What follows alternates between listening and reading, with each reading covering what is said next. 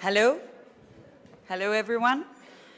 I have the great honor of welcoming you all to this conference today because the original host, Vestbredden, who is on all of your programs, is unfortunately ill today, so I was asked to be the substitute about an hour ago. So I'm looking very much forward to today. It's a great honor to be here. This conference is being held on one of my favorite days, the International Women's Day, an international day for fighting for women's rights all over the world. And in a time of war and sorrow, this fight is even more important, because women's rights are of great importance in the work towards peace, and every humanitarian crisis has gendered aspects. Thus, I'm glad to see all of you here today ready to discuss this topic. I'm looking very much forward to listening to the speakers. As I have had no time to prepare, I'm looking very much forward to listening and learning a lot about these problems and issues. And I hope that we'll all leave this conference with a little bit more hope and a bunch of new ideas on new paths towards equal rights and peace in Gaza as well as on the West Bank. Thank you for coming today. Thank you for participating in the fight.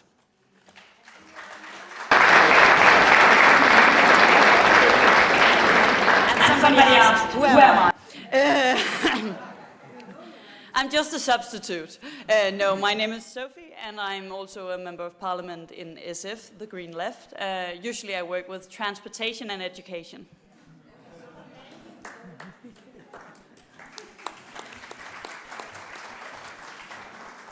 So, hello, and also a warm welcome to this event on International Women's Day. Thank you to all the organizers. They have done a great job. There are many of them. They have really, my deep felt thanks to them for actually pulling this off and making it happen. A special thanks, of course, to the participants here and online from East Jerusalem and other places.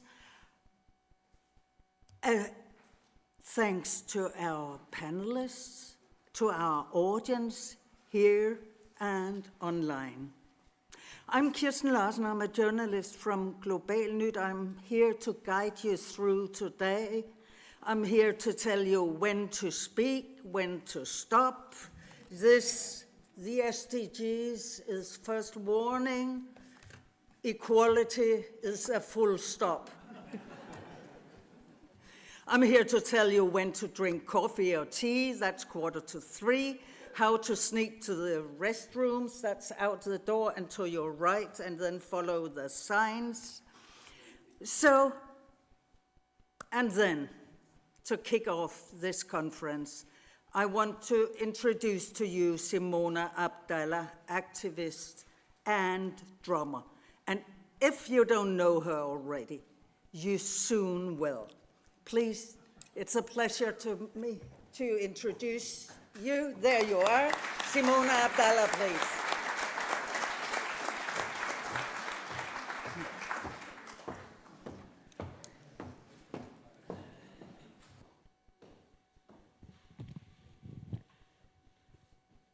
Hello, everyone. Thank you very much for the introduction.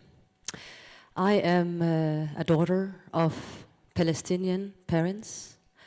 My father escaped from Palestine in 1948 with his family, ended up in a Palestinian refugee camp in Lebanon, Badawi camp. And since then, I have been a big part of rootlessness, of belonging. In 1985, we escaped for the second time. I'm born in Germany. The German government sent us, after 5 years, back to the Palestinian refugee camp in Lebanon. After a few years in the 80s and another war, we escaped to Denmark. And we have been here since 85, raised in those so-called ghettos. Gellerupparken in Aarhus, with 5,000 Palestinian, rootless, and still fighting for the right in the heart to exist and belong. I have been playing Arabic drums for the last 20 years. I only have 20 minutes, and I have to play a solo as well. So I have been playing music for the last 20 years. And with music, I'm trying to, as much as I can, build bridges and spread the words. Also by playing with, I've been a part of Middle East Peace Orchestra, which is Jewish, Palestinian, atheist, Christians. With music, we can also spread so many messages, and especially the most important thing, the right to exist and to have the freedom of having a home. My Palestinian heart is broken in 1,000 pieces of the situation, and with the more than total control, with 2,000 checkpoints just in the Palestinian territories. And I hope that one day Palestinians also have the total freedom of existing and the right of being. That's a basic human right. So it's my pleasure and joy being here and sharing with you today. Here is a little solo and some just reflections about what's going on. So thank you.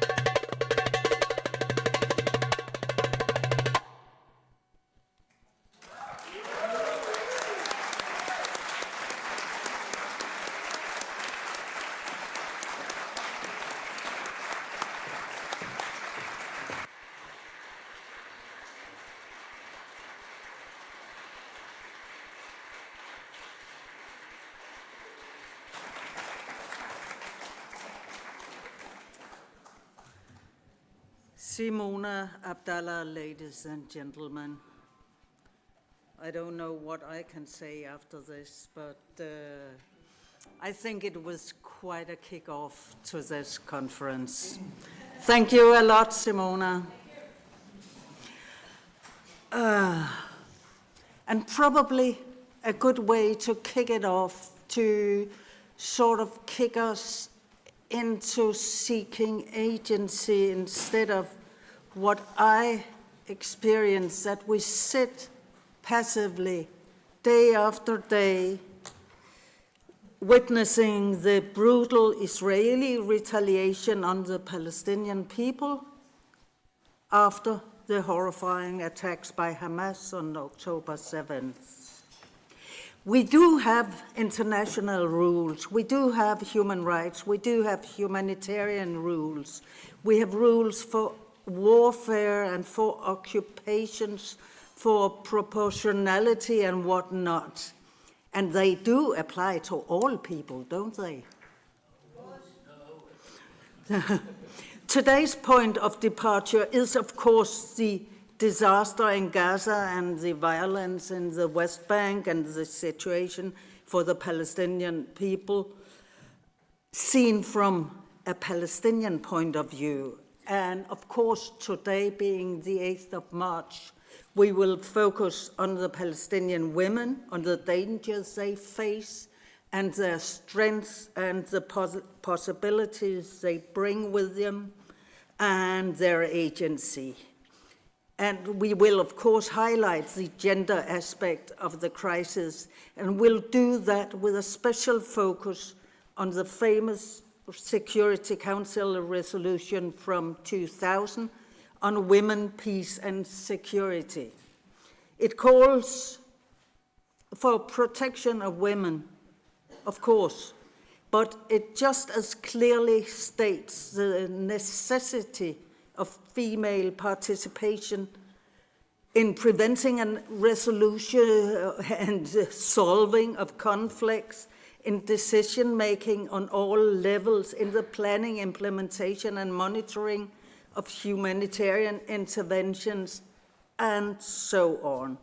The question here, among other questions, of course, is it a tool you can use if you're a Palestinian woman? We'll see and hear about that. And then we'll hear from our Palestinian participants what they want from us, from our politicians and NGOs, and from the international society. And as you can hear, this day is dedicated to listening to the voices from Palestine. And I will guard their time in this packed program. Therefore, my introductions will be rudely brief. Please look at the printout of which is only short bios of these impressive CVs. But with no further ado, you haven't come here to listen to me. I'm very proud to present our keynote speaker, Reverend Dr. Human Rights Activist Mitri Raheb, the founder and president of Dar el Kalima, University College of Arts and Culture in Bethlehem. The title of the speech will be, What Peace, What Security? Please, Mr.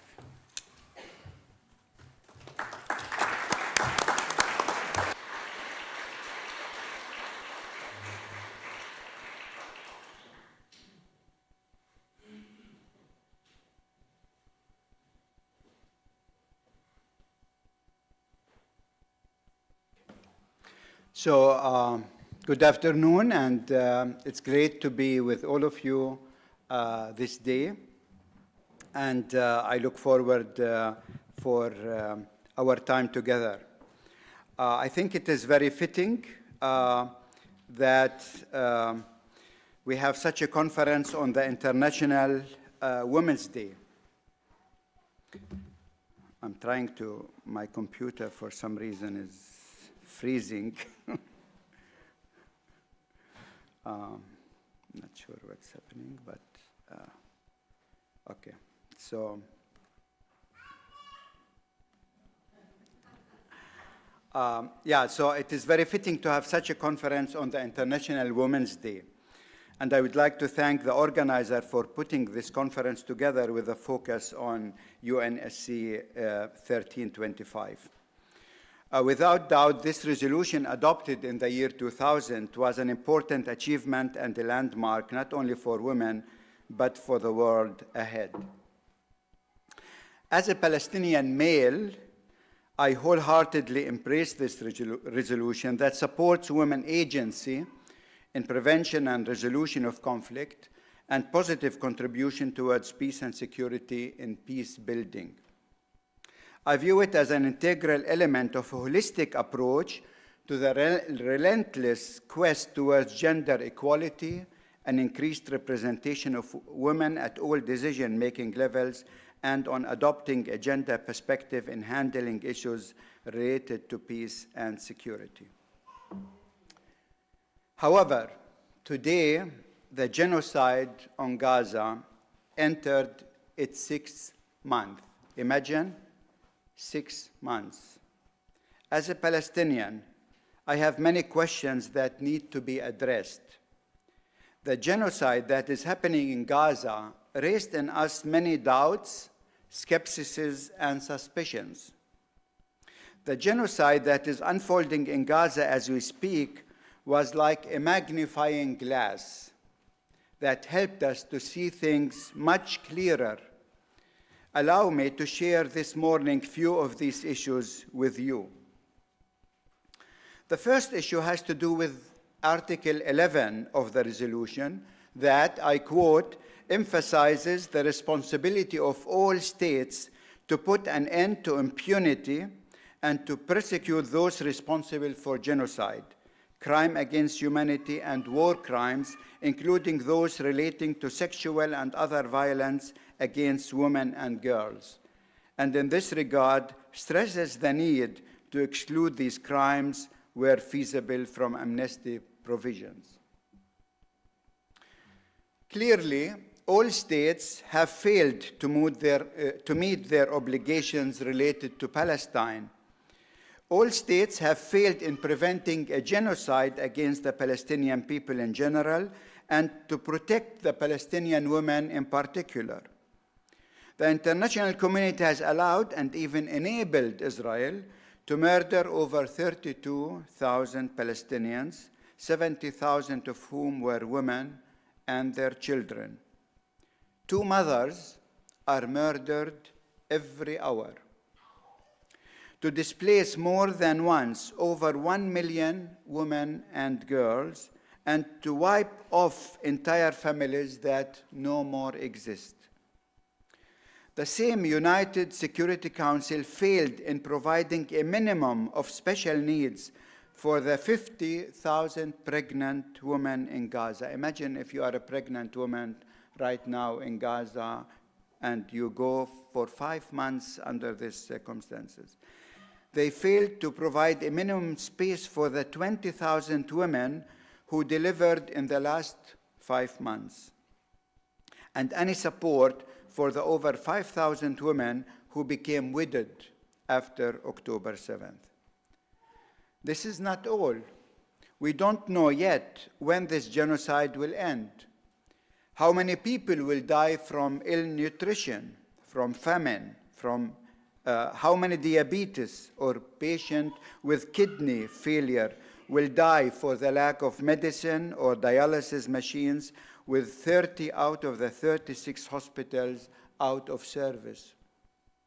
How many will die of cancer from the chemicals and bombs dropped and polluted land, air, and sea? How many men, children, and women will have to live with traumas and depression for the rest of their lives? These women are not numbers. They are precious human beings with agency. They were doing exactly what UNSC 1325 calls for, and the United Nations Security Council failed to protect them. Allow me to introduce three of those women connected to our work. This is Hiba Zakut, an accomplished artist that was murdered with her family in an Israeli airstrike on their house on October 13th, 2023.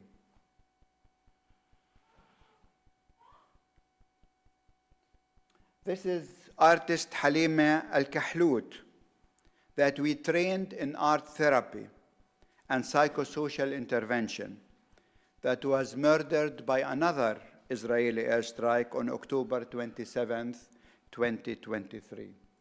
And you can see in the picture, actually, in the last war, 2 years ago on Gaza, she was providing in our center art therapy interventions for the children who were traumatized in the war. And this is Suad Al-Sabbahi, one of our over 15 volunteers, herself displaced from northern Gaza and she survived, is now a refugee in Rafah. Yet she refused to see herself as a mere victim and engaged in bringing some calm and smiles into the hundreds of thousands of children displaced in Rafah. Palestinian women are living the resolution and are not waiting for a foreign state to teach them agency. They teach life, sir. They teach life, even in a context of death. As Palestinians, we have our issue with United Nations Security Council resolutions at large. Our skepsis is nothing new, but had increased and accumulated over the years. Since 1947, the United Nations has issued, imagine, 189 resolutions on Palestine. 189 resolutions. These resolutions were supposed to provide us with peace and security. However, after 77 years, the Palestinian people have never been as far from peace and security as now. The UN Security Council 181 on the partition of Palestine did not prevent the Nakba from happening. And Resolution 242-338 proved to be not more than empty words.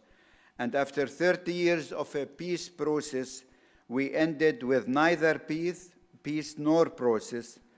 And after 5 months of a genocidal war on Gaza, the UN Security Council failed to agree on a ceasefire. Mere ceasefire, for God's sake.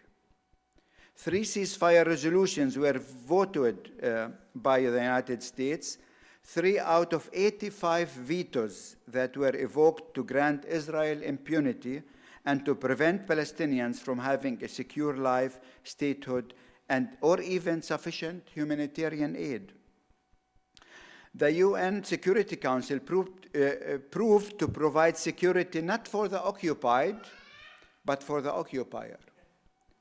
It was hurtful to see the United States ambassador to the United States, Ms. Linda Thomas Greenfield, an African-American woman whose ancestors have experienced slavery, oppression, racism, and rape, to be the one raising her hand at the Security Council meeting against a permanent ceasefire.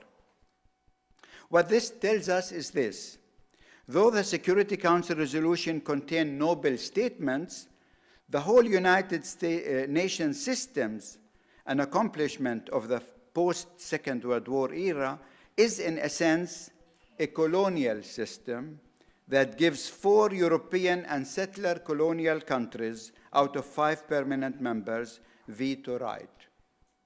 The United Nations structure that ensures a privileged position to colonial European power at the expense of the global South that was exploited by exact those powers who enjoy the veto right. When South Africa, a nation that endured apartheid and experienced settler colonialism and genocide, came to aid the Palestinians by going to the International Court of Justice, it was not a surprise that only former settler colonial states who committed themselves genocide came to defend Israel. After 5 months of constant bombing, the UN Security Council was not able even to secure its released international humanitarian law and to provide secure and sustainable access to food, clean water, and medical supplies, allowing Israel to weaponize starvation as a genocidal tool. Women's rights are part and parcel of human rights. The Human Rights Charter, another accomplishment of the post-Second World War era, is something we cherish and don't want to miss. However, our experience in the last years, and especially in the last months, has taught us to ask the question, if this charter that claimed universality was mainly geared towards the white European, at least a comparison with how the West deals with the Ukraine versus Palestine force us to ask such question. Maybe you saw yesterday Biden using 12 minutes in his speech to talk about Ukraine and not one single sentence on Gaza. And he asked Russia to pay for the damage and destruction done in Ukraine, and they never asked Israel to pay for anything for what they do in Palestine. So people are talking about double standard, right? And the double standard of Western politicians is crying to heaven. Yet, for me, this is one and the same standard. Colonial standards that provide impunity for colonial powers and use human rights selectively to promote their own colonial ambitions and goals. How ironic that so many Western countries that have invested billions of dollars in Palestine to promote human rights and to strengthen civil society have abandoned the Palestinians by cutting their funds to Palestinian human rights organizations, as one example. The cut sometimes came as a result of these organizations showing clearly that what Israel is doing on both sides of the Green Line is, according to the United Nations' own definition, nothing but a crime of apartheid. Allow me to share with you Israel's latest apartheid policy in the West Bank. You can see it here in the pictures. There are now main roads in the West Bank that Israel closes between 5 a.m. and 9 a.m. every day so that Jewish settlers can use these roads without seeing Palestinian cars on the roads. This is in addition to the existing segregated road system in the West Bank. Imagine our professors and students cannot come to the university at 8 in the morning because these roads are closed. And so we have to shift everything starting after 11. I mean, in the 21st century, and I haven't heard any country talking about this, by the way. Palestinian women in Israel who dared to raise their voice and assume agency were detained by Israel. Like you see here to the right, Dalal Abu Amni, a very famous singer, for a post on social media. She was put. And to the left, you have Professor Nadila Shalhoub, a colleague who actually was asked by the president of the Hebrew University in Jerusalem to resign because she wrote about the situation of kids in Gaza.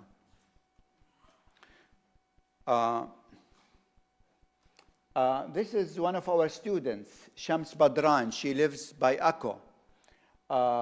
Actually, she was detained, you can see on the picture on the right.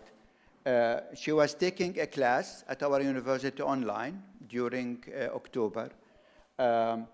She's a film student. When the Israeli military came and detained her while she was taking class on Zoom. And they took her mobile and her computer. So, I mean, over 6,700 young people were actually detained in the West Bank since October 7th.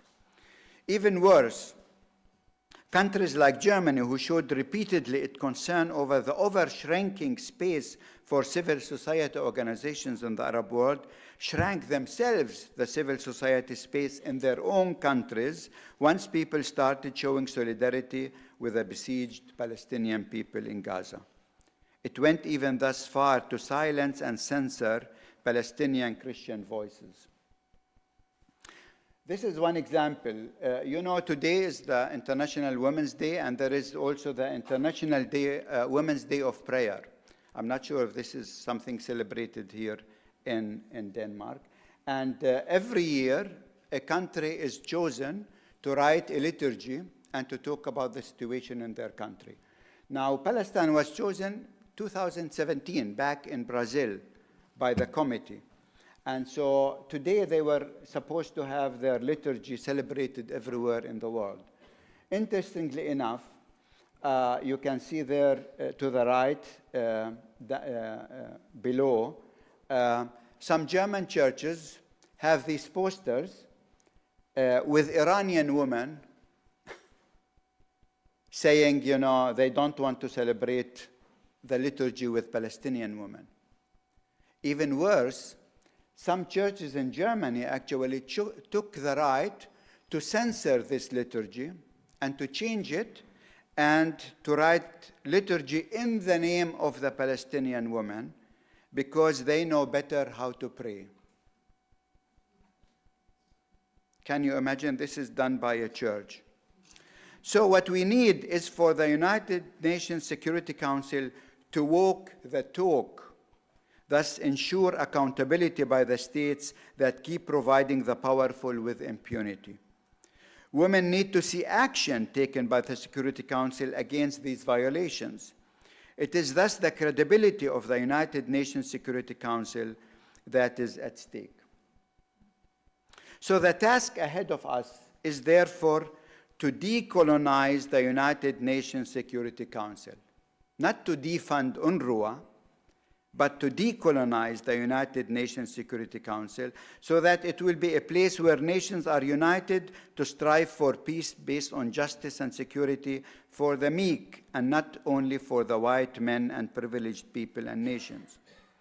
I'm aware that this task will need time and effort, but Denmark, who is currently campaigning for a non-permanent seat on the United Nations Security Council for 25-26, could play a role towards this noble goal. While working on decolonizing the United Nations Security Council, I suggest an advice given by a countryman 2,000 years ago. I guess you know this countryman. In Jesus' parable of the unjust judge, we hear of a judge who neither feared God nor cared what people thought. It's exactly like the Security Council. And on the other hand, there was a widow, like the Palestinians, who kept coming to him with a plea, grant me justice against my adversary.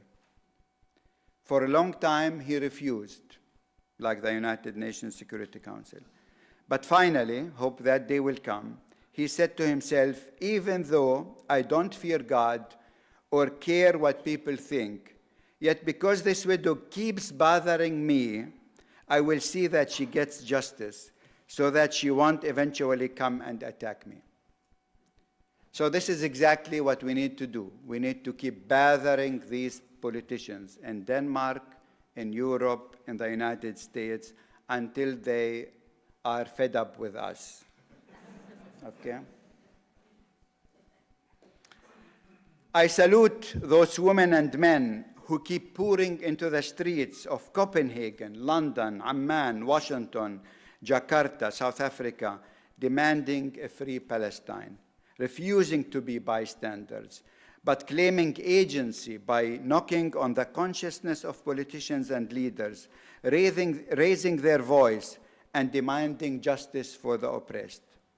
They know that they too have a role to play in context of conflict, and more so in times of genocide. So it's not only the women in Palestine need to play a role in times of conflict. The women in Denmark need to do exactly that. At the end, allow me to show you this very short film that our teachers have produced before October 7th that speaks indirectly to this resolution, because Palestinian women should have the last word. Thank you very much.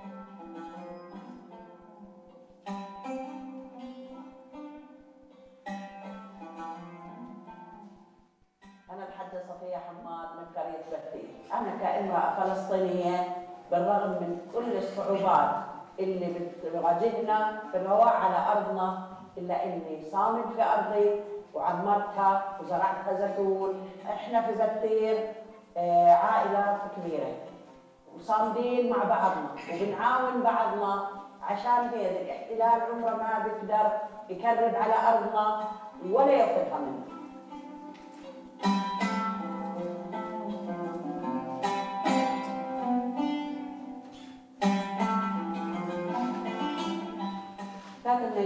فنانة فلسطينية تشكيلية في مجال الخزف، بحاول من خلال الأعمال اللي بقدمها إبراز جماليات البيئة الفلسطينية والتركيز على الأصناف اللي كثير تأثرت نتيجة الممارسات الإسرائيلية من بناء الجدار، الطرق الالتفافية، المستعمرات، والتعريف العالم والناس بالجماليات الموجودة اللي إحنا افتقدناها بشكل كثير كبير. أنا كصاحبة مشروع بيشتغل عندي عدد من السيدات، بنشتغل مع بعض بشكل تكاملي، كل وحدة منا بتقوم بعمل معين أو بدور معين في العمل، لحتى بالنهاية بنصل لمنتج جميل بيعكس فننا وثقافتنا.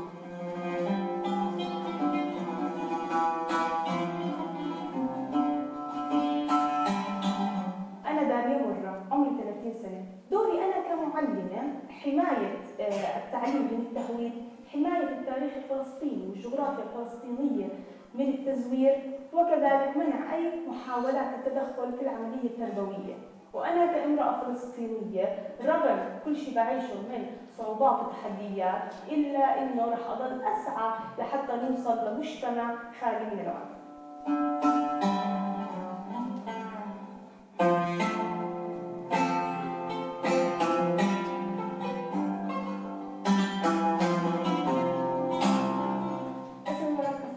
عمري 16 سنة، بلعب مع فريق ديار النسوي في فلسطين. احنا بنات ديار عم نلعب كلنا سوا، عم نروح ونيجي بنقضي كل الوقت مع بعض، نتعلم التعاون والشجاعة وكلنا عشان نحقق اشي حلو. الفوتبول هي مش بس رياضة جسدية، هي كمان رمز الصمود.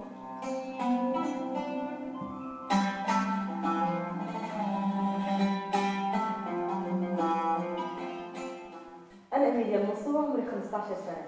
أنا بحب التمثيل كثير، ومن عمري 6 سنين عم بعمل الشيء اللي أنا بحبه واللي هو المسرح. بحلم كفتاة فلسطينية إنه يكون في إلي تأثير بالمجتمع. بتمنى إني أعمل هذا التأثير بدون ما الاحتلال يكون موجود، بدون خوف، بدون قلق، بدون ما يكون في قيود أو حتى أفكار نمطية على الفتاة الفلسطينية.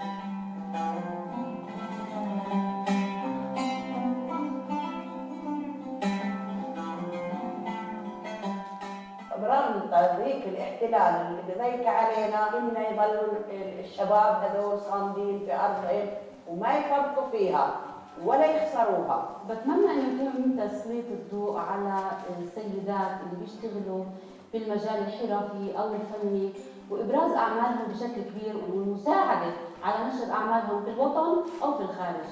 بحلم اني اصير لاعبة مشهورة كثير ولاعبة كرة قدم، بمثل فلسطين وبمثل بلدي، وانا كثير مبسوطة في هذا المجال. بحب إنه أنا وكل الأطفال اللي بعمري نعمل هذا التأثير بحرية، بمشاعرنا الحلوة، بأفكارنا اللي نحكي عنها واللي نعبر عنها بدون ما يكون في سلطة ولا قيود عليها.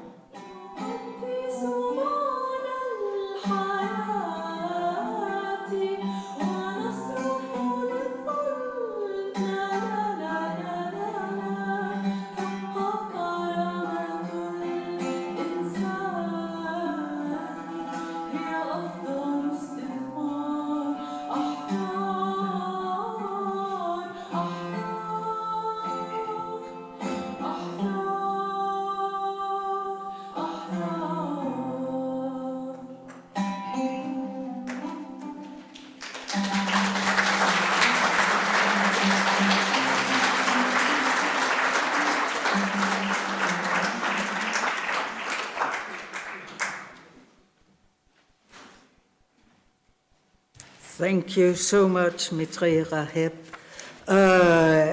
With us from East Jerusalem is now Rakta Dabub, the Gender Justice Program Manager at Oxfam. We will start your presentation as well with a short video from Gaza this time. And after that, Rakta Dabub will talk to us about the importance of women's rights organization in humanitarian responses.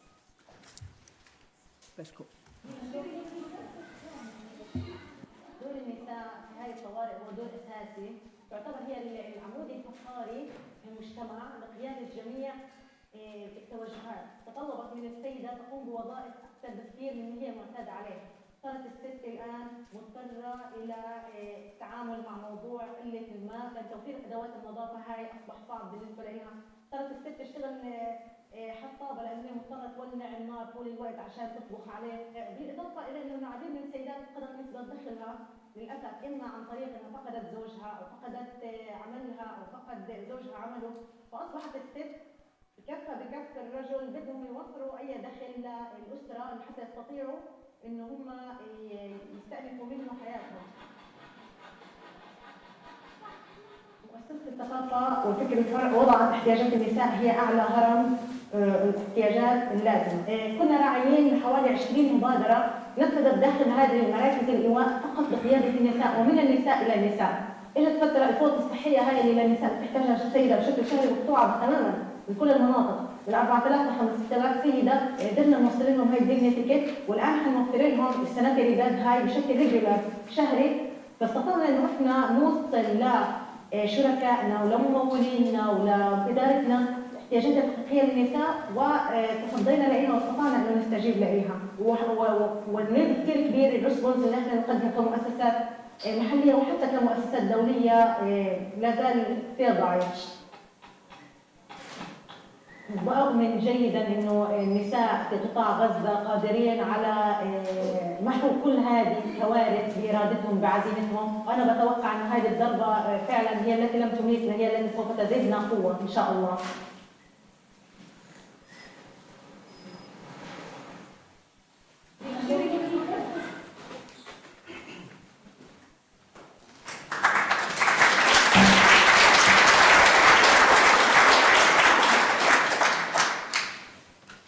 Okay, Rakta, you're with us now. Please, the floor is yours.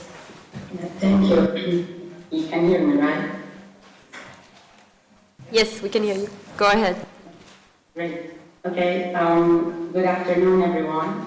Thank you for having me with you today. And thanks for the organizers for focusing on the Palestinian cause on the International Women's Day. So I will start with a video that you just saw now, with the story of Fahimi, which is only one of the many examples that illustrates women's rights organization frontline role in humanitarian response. Fahimi is part of an organization that we work with in Gaza. It's called CFTA. And then CFTA has community centers. So when people were forced to displace from the north to the south, they opened these community centers in order to host IDPs. However, during the ground invasion, even these community centers were disrupted. So they rented the land, and now they're hosting more than 1,500 IDPs in tented camps. So this shows us how women's rights organizations are at the front line in order to respond to the emergency response, adapting and working even with minimal resources, risking their own lives to realize their agenda as humanitarian workers. As the world today celebrates International Women's Day, the war on Gaza continues, driven by the protracted Israeli occupation, as was mentioned by Mitri before, and 16 years of blockade on Gaza and recurrent hostilities. This affects everyone in Palestine, but unfortunately it has an adverse effect on women and girls, impacting gender equality in the occupied Palestinian territory. Because in OPT, we always say that women face double jeopardy. One, resulting from the protracted Israeli occupation, and second, from the harmful social norms and structural inequalities that affect also them. So I guess that Mitri gave a very comprehensive overview of what's happening in terms of the gender aspect. So I will be very brief in terms of giving a snapshot about how what's happening in Palestine now is very gender, and it's a war on women. So more than 30,000 people have been killed. Of course, this number is underestimated because so many people are unaccounted for under the rubble, unfortunately. 70% from them are being women and children. The ongoing war claims an average of 63 women daily, leaving families shattered and children vulnerable. As was mentioned by Mitri, that every hour 2 mothers are being killed. So today, in our event, which is 4 hours, in total 8 mothers will be killed, which is a huge number. This dire reality unfolds as Gaza majority face displacement, and you can imagine how displacement and overcrowded shelters mean to women, lack of privacy, lack of protection, and how menstruation can be catastrophic. The closure of the 2 shelters that was working with gender-based violence in Gaza also intensified the threat faced by women and girls. Rates of gender-based violence pre-war was alarming. It was 7 in 10 women experiencing violence. And from our experiences from pre-escalations, we know that this number will also increase. Adding to this anguish, many women have lost their family breadwinners with very limited income-generating opportunities, and now women-headed households have to provide to their families, intensifying the risk of negative coping mechanisms such as child labor and early marriages. Amidst all of this crisis, women by themselves have to provide for caregivers, providing psychological support, emotional support to their family members, taking care of the elderly, of people with disabilities, and in the absence of mental health and protection services, it leaves women in stressful and traumatic situations. And then, if you want to affect them also, women with diversity, women with disabilities, just the situation is catastrophic. Last week we were working with some women with disabilities in Gaza, and one of them told us that how her dream is reclaiming her wheelchair that she lost with displacement. But then she was thinking that even if she has her wheelchair now, how she could navigate the street that is filled with robbers in Gaza. So, in addition to that, there is a women community in Gaza affecting everybody, but this is specific of women, pregnant and breastfeeding women, as 90% of them are at risk of malnutrition and undernutrition. More than 180 pregnant women delivers daily under catastrophic situation. We're working with pregnant women in shelters as Oxfam, and we know that many of them went through C-section without anesthetic. And lactating mothers cannot breastfeed due to the stress and due to the lack of sorry, this is the moderator. Could you speak a bit slower? You're speeding up, and it's hard to catch this in. Just a little bit slower. You'll have another minute. Okay, great. Sorry, I usually speak fast, but yeah, thank you for reminding me. So yeah, I was speaking that women cannot breastfeed because of the stress. And then because of lack of access to water, to clean water in order to prepare infant formula. The situation in the West Bank mirrors this tragedy, where in 2023, it was described by the UN as the deadliest year, with high casualties, night raids, arbitrary detentions, infrastructure destructions, and movement restrictions that plagued the West Bank.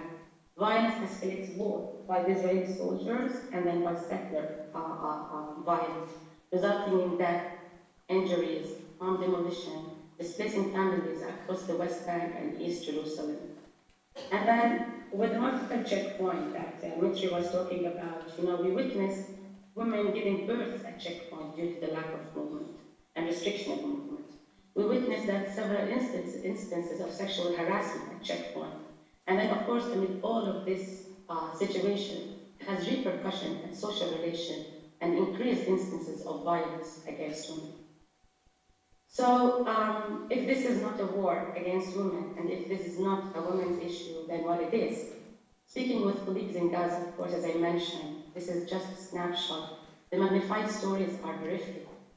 For every square mile in Gaza, multiple tragedies are happening, affecting everyone, specifically women, girls. So conflict and war is not gender neutral. So, amid this catastrophic situation, what women leaders and women rights organizations can do?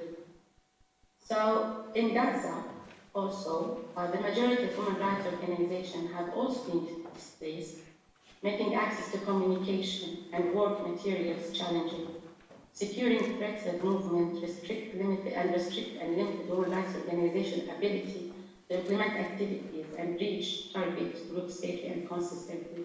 However, amid all of these challenges, 10 out of 12 women rights organizations in the Gaza Strip reported being operational. As Oxfam, we work with 6 women's rights organizations in Gaza and 10 in the Westbredden. And on a daily basis, we're in awe and then we're impressed by the level of organization and outreach to the community and how they're even being able to work amid this catastrophic situation. So, as I mentioned, they open their safe spaces as shelters to IDPs. They're providing emergency items, mental health, psychosocial support, and responding to protection concerns. The work is done by women leaders who are leaving their families and extended families behind. Speaking to a woman leader last week, she told me that every time she heads to the field, her family bids her farewell with prayers and cautionary advice, fearing from the unstopped bombing and that she might not be able to go back to them. We witnessed while working with WROs that how they have built strong community ties and trust and providing access to vulnerable women and girls for support services. Due to their proximity to the communities and vulnerable population, they were able to reach and respond more rapidly. And they are relying on social capital and networks to reach other women and provide solidarity and support. Working with women rights organizations in Gaza and the West Bank, I will just give a brief of what we were able to do. They are documenting the gender impact of occupation, and we know that this is important in order to break the culture of impunity. In the north of Gaza, where you know that shelters in the north were left without anything, women's rights organization started a midwifery program where they trained midwives and supported them with kits. And under this program now, we have more than 40 babies that were born safely under such a program. In the West Bank, they supported Gaza people who weren't able to go back due to the war with cash, food, psychosocial support, etc. And of course, this is just a brief of the massive work that they have been doing since October up till now. Yet, amid all of these challenges and achievements of women's rights organizations, before the current escalations and hostilities, only 3 national local women's rights organizations received funding directly through humanitarian response plans. This shows how inaccessible international humanitarian spaces and funding streams are for women's rights organizations, despite being able to work and being at the front line at humanitarian responses. Moreover, in a recent gender alert that analyzed the funding for flash appeal for 2023 for the humanitarian response, it showed only that 0.09% of funds went to women's rights organizations. This needs to change, this needs to stop. The under-recognition of women's rights organizations is rooted in patriarchal norms, sidelining women as active community leaders and perpetuating gender biases in humanitarian responses.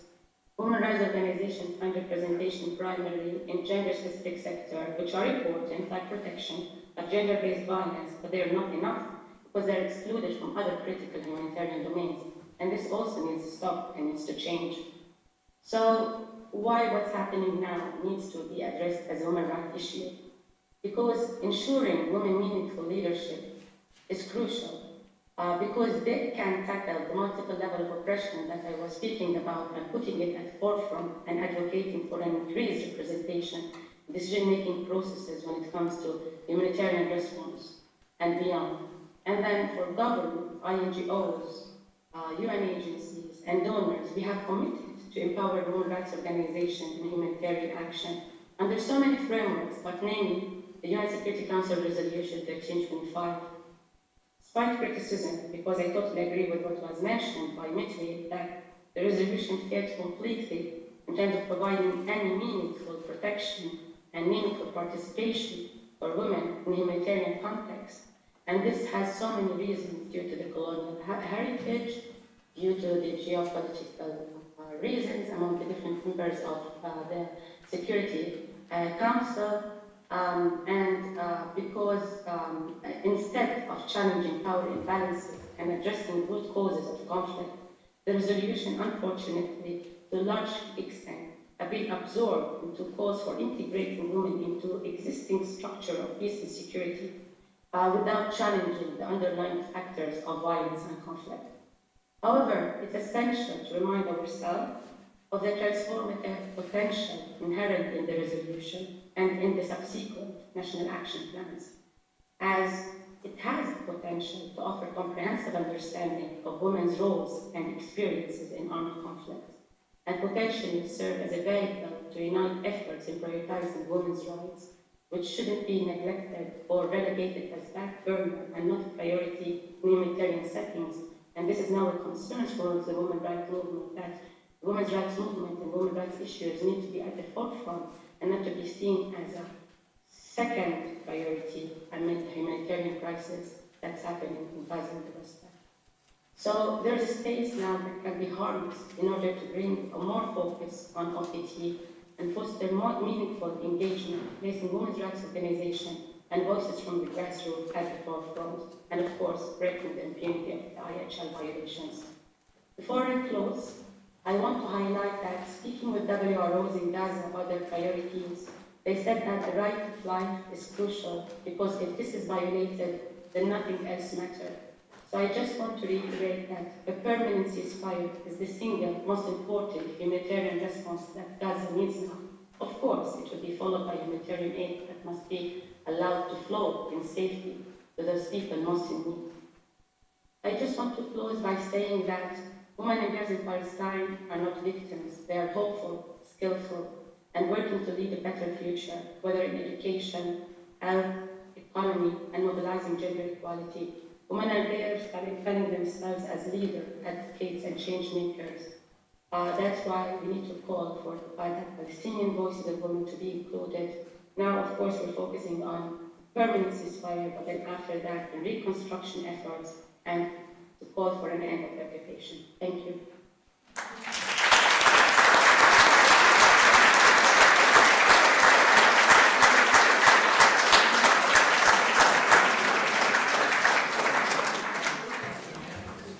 Thank you so much, Rakhta Dabub, and you will stay with us for quite a while at least. And now on to Randa Signora. I'd like to welcome you, Director of the Women's Center for Legal Aid and Counseling. Also joining us from East Jerusalem, Randa Signora is a well-known human rights and women's rights activist, and she will talk about the usefulness of Resolution 1321, among other things. Welcome to you. Thank you very much. Thank you for giving me this opportunity to speak. I wish I was able to be with you in order to communicate more, but I'm happy to be anyway with you and congratulate you on the International Women's Day, despite that the Palestinian women today are celebrating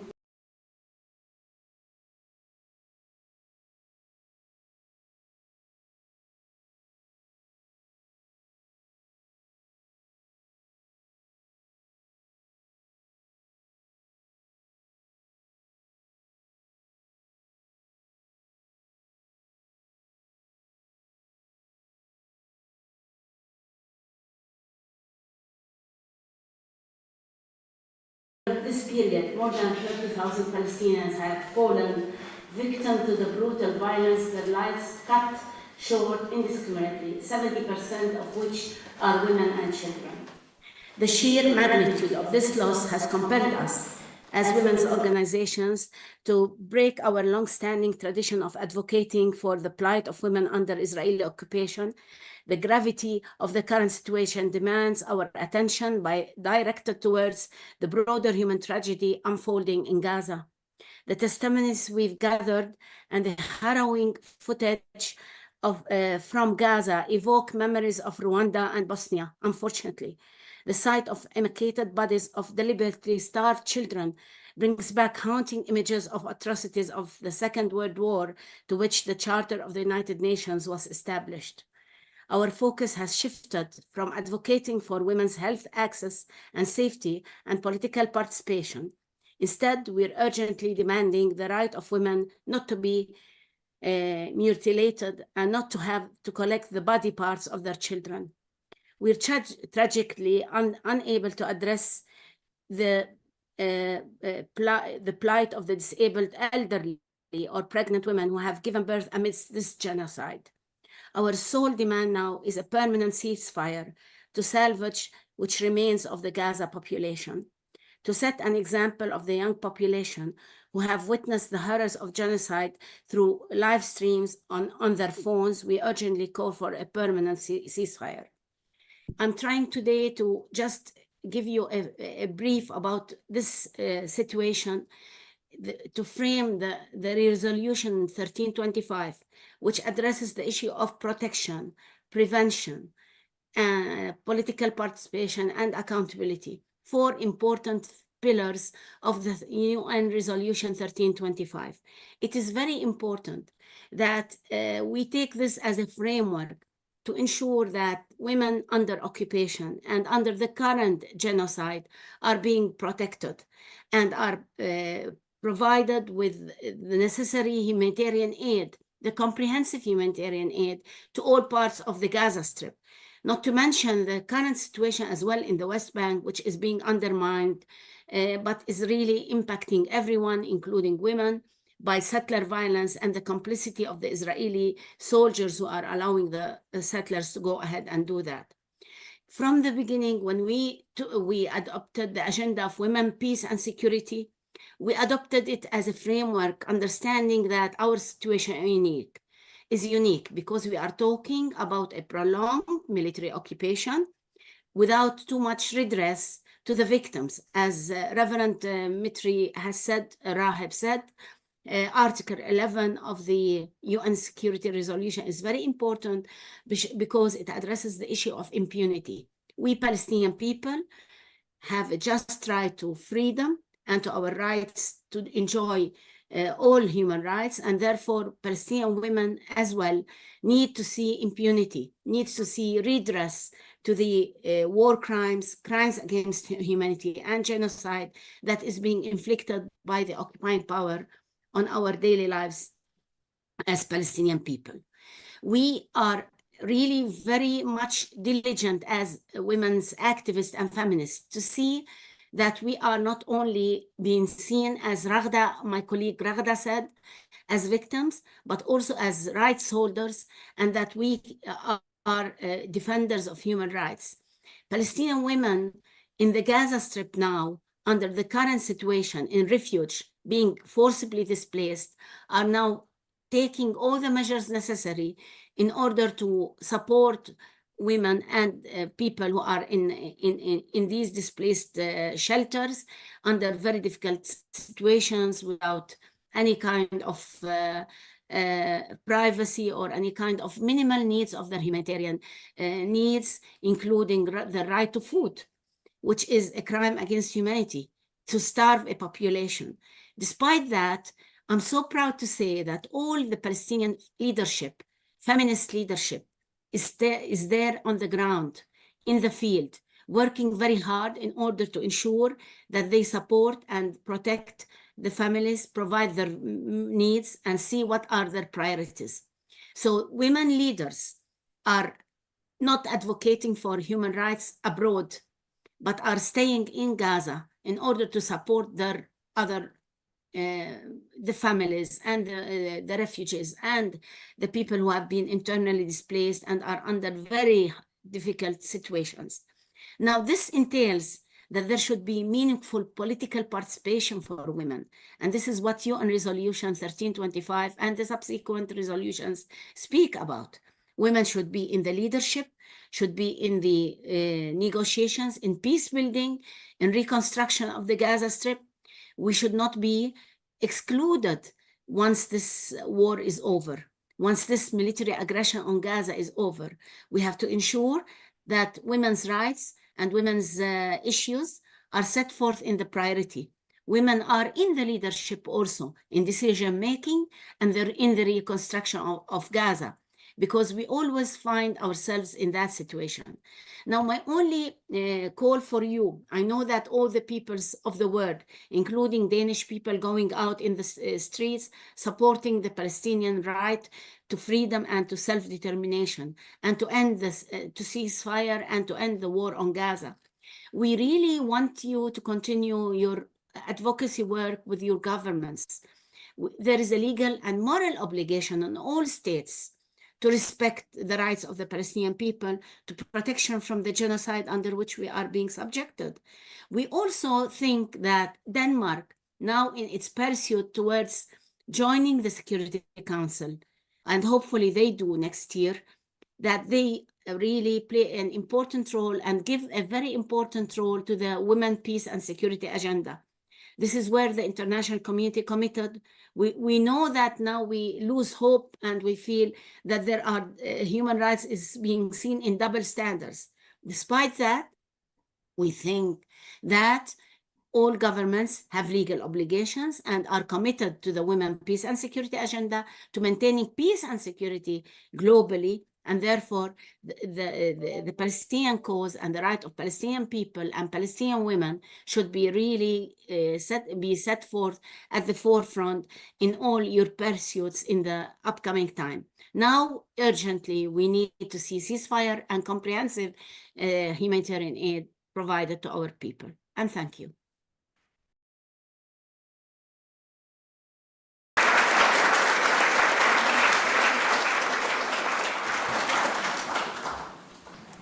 Thank you so much, Randa Signorov. You will be with us for a while, maybe for a longer while as well. Thank you so much to you. We are about to be ready for our first panel discussion, and we are a bit ahead of time. I did not expect to be saying this, but we are actually. It's very nice. While we make ready for the 4 politicians up here, I'll just note a couple of takeaways I have taken. We shall be pestering our politicians until they do something. I heard the Reverend saying, Randa put it like we should continue advocacy, but I think I go with the pester the politicians until they start acting. We shall be funding women-led organizations heavily. They get no money so far. We shall, in this part of the world, walk the talk. Denmark should, in Security Council, work for an important role for 1325, the resolution on women, peace, and security, and we should also work for decolonizing the Security Council. I think those, and of course from all the speakers, a permanent ceasefire. That's, I hope, is the most important takeaways. That's what I heard. I'd like to welcome our politicians up here. If you are all here, I detect 1, I see 2. 3. Well, we are actually a little ahead of time, so I'm very sorry. It will never happen again, I can promise.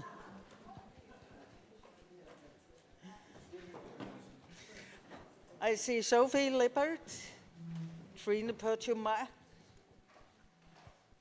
Sigrid. That's the one, you're Caroline. Well, I think actually we should,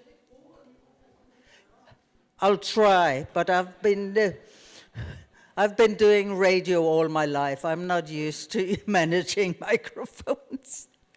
Sorry about that. I keep trying. So, she's on the way.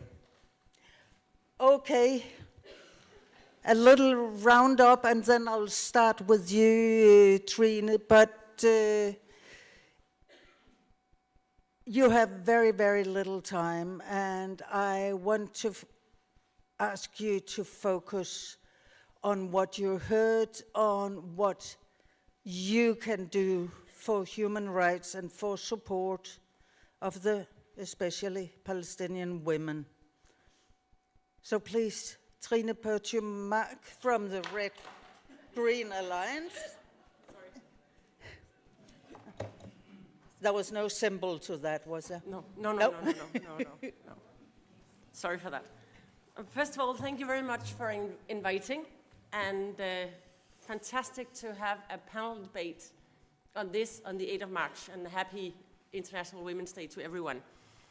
I have to admit that I'm a little bit always on the verge of crying. I really, really struggle to discuss anything but the current situation in Gaza. And I think it's very important for this discussion that we broaden it out, not just speaking about Gaza, but the whole of Palestine, because that's actually what it's about. What is happening right now is just a very extreme version of decades of occupation and military action into the occupied territories. So even if we have to discuss it in its own, we also have to discuss it as part of what has been going on from the Israeli side for decades towards the Palestinian, or against the Palestinian population. One of the speakers also said it, this is about women under occupation, under military occupation, military actions. And I think that's very much framing what we're talking about. So just a few reflections on what has been said.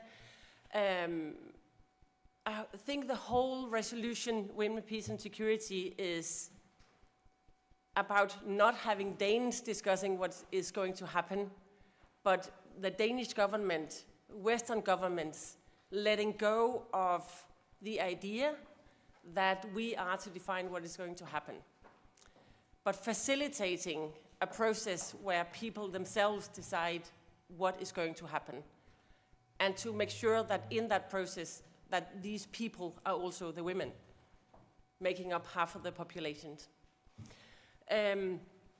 So having women in leadership, not just in the reconstruction, but also in that political process that we have to push for after the ceasefire, is really what it's about. I've been working with Palestinian women's rights organizations and women's rights organizations in the whole region for many years. And one thing that is still stuck in my head is that sentence said by one of the women that was in Ramallah, saying that, okay, but we still listen to the men in our own country saying, yeah, fine with the gender liberation and everything, but wait for the Palestinian liberation, then we discuss gender equality. And I think what this resolution is all about is really saying that we do not discuss liberation without integrating the whole perspective of women's liberation and women's empowerment and women's participation. So I think I'll just have that as a very first reflection.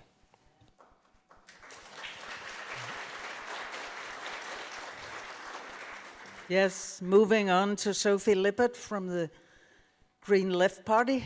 I have to adjust to the English names on you. Yeah, and the English name is weird when you're used to saying SF. There's kind of far between the letters. So I think I'll just have that as a very first reflection. Yes, moving on to Sophie Lippert from the Green Left Party. I have to adjust to the English names on you. Yeah, and the English name is weird when you're used to saying SF. There's to the green left. But that's our English name. We've decided that makes sense in some ways. I think there's an important thing about this is that we have two ways of discussing women's role in this crisis. There's a discussion about protection, and there's a discussion about participation. And the two discussions are very intertwined. They're not separated at all, but however, we need to have both discussions, because sometimes when we only take one of them, I think one of the speakers said, women are not victims. We're not going to talk about protection in a way where it sounds like women can't act on this, that women are not a part of the change that needs to be made. And I think it's important that we have the focus on both the protection and the participation. And I agree a lot with Trine. God, I think they're doing the names in the English. I want to say Trine, which sounds weird. I think I agree a lot, and I believe that we need to enhance that in a war, in any crisis, women are hurt in different ways than men. And we need to acknowledge that the fact that they have different experiences means they have different takes on it. They have different approaches to how to reconstruct the country after a war, how to end occupations after a ceasefire, and we need to let those voices be heard, because we need to have all the experiences of this war and this genocide. We need to have all the experiences being a part of the reconstruction afterwards. We need it not only to be the experiences of men or of political leaders, because political leaders have different experiences than regular people. Political leaders rarely have C-sections without anesthesia. Political leaders rarely need to feed 7 children without any income. And we need to make sure that these voices are heard and empowered when we need to reconstruct after a ceasefire. And I must also say that after the first speech, I totally agree that the international society is failing, UN is failing. And I must admit that as a member of parliament, I feel so insufficient. I do not know how we change this. I do not know how to push the Danish government, to push the United Nations, to push all the institutions towards a more action, a more serious approach to what we say in speeches and what we have written down, but what is obviously not does not come through in the crisis. Yes. Thank you.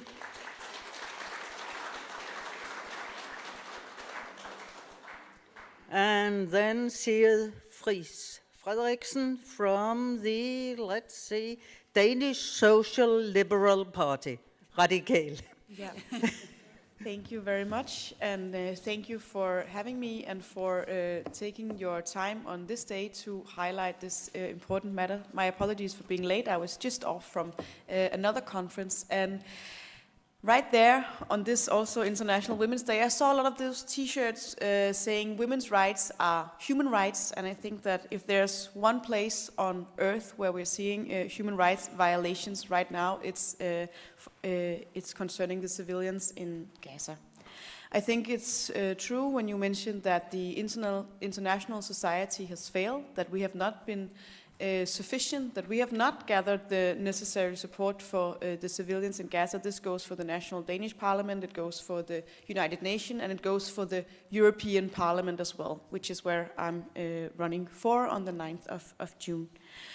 I think the human rights perspective and the women's rights perspective are highly intertwined. I think that conflicts, war can be seen and affects differently when you look across the genders, and therefore I think this resolution is so important because it highlights the role of women and girls also in ensuring the peace and stability that is so needed in the region. I'm looking forward to hearing from the other panelists as well as from you. I hope we get the chance to talk further on this topic. You should know that foreign policy is something that the European Union has not always historically been sufficient in taking a strong stand. I think it is something that we hopefully will see more in the future.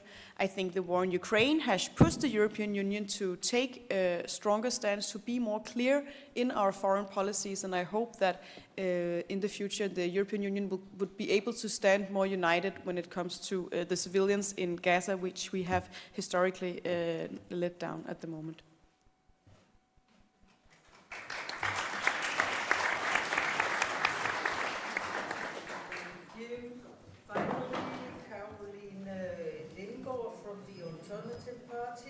Another EP candidate, please. Yes, thank you so much for having this conference today. I think it is maybe the most important matter for the Women's Day because you cannot separate the fight for women's rights from the fights for Palestinian rights. And therefore, I think it is so important that we have these talks about how war and conflicts are affecting women, because war and conflict are not gender neutral. The women in Gaza are facing some really serious problems. I had a C-section about 2 years myself, and I'm devastated by hearing from Palestinian women who are going through this without any sedation. That is terrifying, to be honest.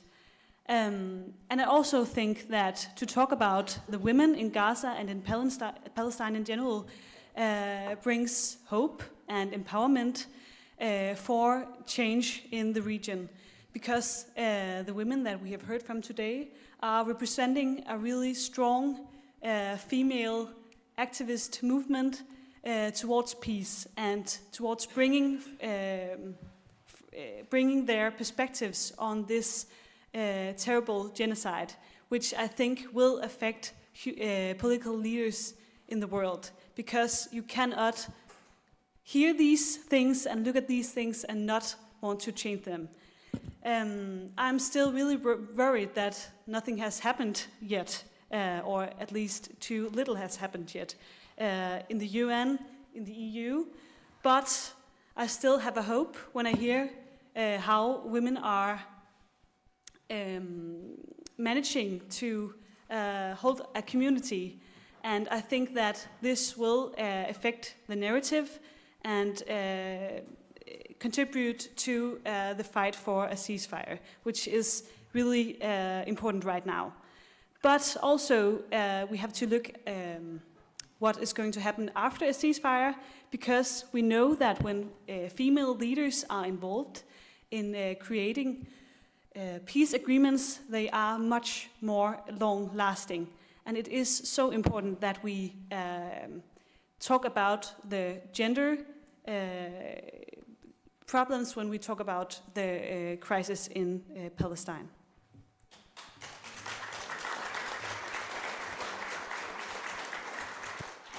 Thank you so much. I was listening a bit for maybe some promises of action, maybe a takeaway. Now we are going to try to make the government go this way or that way. I didn't really hear it, did I? But, okay, brief remarks. Yeah. I think making this government change their mind is That's your purpose in life, isn't difficult. Like, we can't even get the government, because we're talking right now about what we do after a ceasefire. We agree that ceasefire is the first step, and and we're also talking about after a ceasefire, but our government doesn't even support a ceasefire. And that makes that makes the steps like the first step is to push this government to actually work for a ceasefire, to advocate a ceasefire. And I feel like this step is like this enormous mountain that we need to cross before we can talk about other stuff that the Danish government should push for. But of course we need to have a plan for the next step. I just think this step is kind of difficult. I fully agree. I was thinking, I mean, pushing the government is what we've been trying since, I don't know when, but definitely since November 22, and on this matter since the 7th of October 23.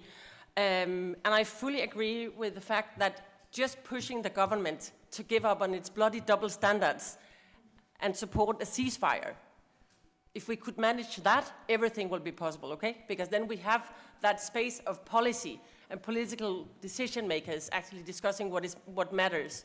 And right now, it's just a question of supporting the US and the Israel. I'm getting into the spirit, you see? So that's really what it is.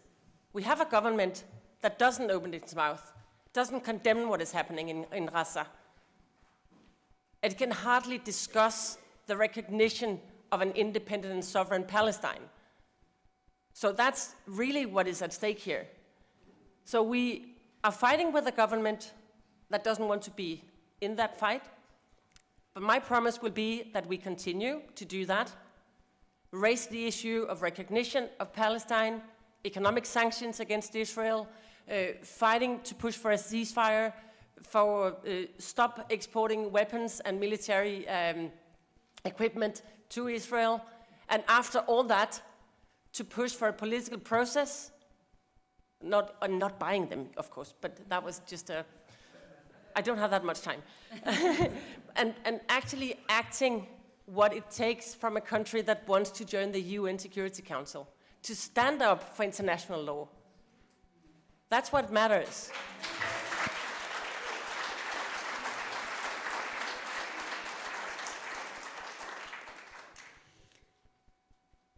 Yeah. Do you want to comment on that? Yes, Caroline. Yeah, I think that it says a lot, to be honest, that we are these four parties here today. We have to talk about the people that are not here, because they are the problem, to be honest. They are the ones not calling for a ceasefire. And we cannot promise that we can convince the government to call for a ceasefire. We will definitely try. But we also need all the political activists out there, you guys, to keep pushing the government, because they are listening to the voters, maybe sometimes even more than us. And that is why demonstrations, activism on social media, these kind of conferences are extremely important. So please keep pushing for this with these parties. Yeah. I can only agree and support that call to action that all of us joined in this room keep working for the important cause and keep pushing this political topic up on the agenda. Don't let the voices of Gaza be forgotten in the everyday news, be forgotten in the everyday life here in the Danish parliament, because I really fear that that the Danish government will not be very open to listening. As we hear from all the panelists here, it's not easy. We can keep on knocking the doors, we can keep up bringing the topic to the table, but we can't force them to change their opinion or to support the ceasefire. We can only work with our voices, and that's what we do here today, and I hope that the work we do here today continues every day from now on. Thank you. I want to ask our speakers, our first three speakers, do any of you want to comment on what you've heard so far? No? Do we have any questions? Yes, we have. Yes. Okay. I can't see you. Yes. Actually, we can't see any of you, and that's making it very difficult. Really? You can't? No, we don't see any of you. I would have liked to see the faces of the politicians in order to communicate with them. Definitely You know, when we have governments that are insisting on supporting and occupying power for all these years and still do not want to take action, and they do not see, you know, what is happening is against humanity. It's no more support to Israel, not support to Israel. What we're seeing is genocide under the TV and on in motion, I mean, and continuing without any steps really being taken by the international community to do something. That was not the situation when Russia conducted its war on Ukraine.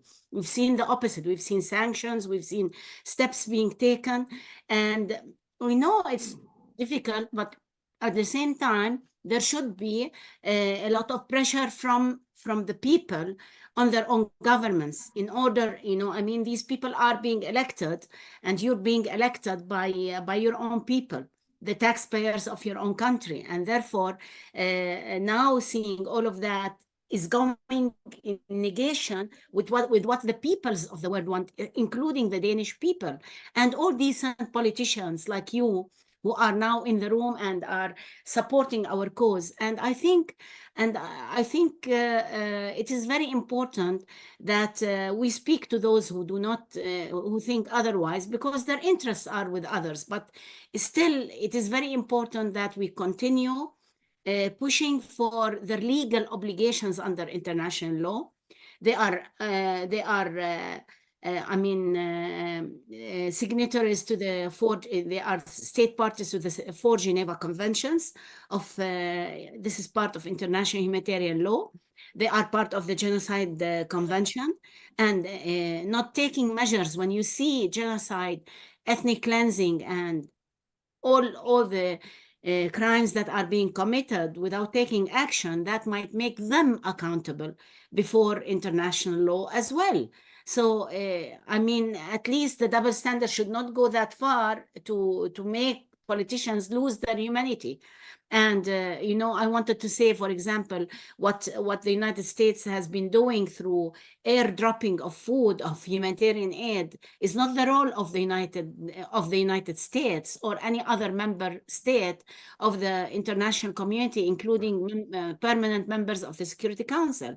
They have a much more important role to ensure that an end is, ceasefire is imposed, and you cannot impose it if there's no political will. I mean, this is maneuvering around a very important issue, which is wanting them to take their role as permanent members of the Security Council. It seems that we have to now insist on the need for reform in the Security Council, because the Security Council is not doing its job.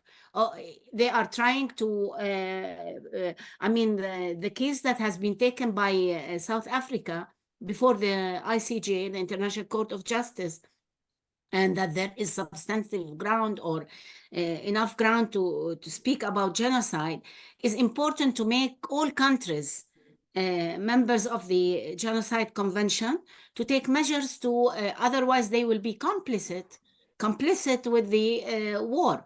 So I think that is important to keep in mind and push in that direction. This is the wrongdoing on part of the countries, European countries, Denmark, all countries of the world who have signed and ratified and committed to international law and human rights and humanitarian law, including the Genocide Convention, which is really one of the severest crimes ever that could be committed. I think what this was said in the first by the first speaker, I forgot her name, I'm sorry, I fully agree with. It's very important that we ensure that Palestinian women are not excluded from decision-making and political decisions, because they have been in the field and they have been contributing to the needs and responding to the all the needs of the Palestinian women and people. And therefore, when it comes to political decisions, they have to be in the forefront. And this is what we have to continue pushing as activists within our context, because we've seen in 2014, many of the women who have been the victims of and disproportionately impacted by the Israeli military aggression then on Gaza, even if not compared with the current situation.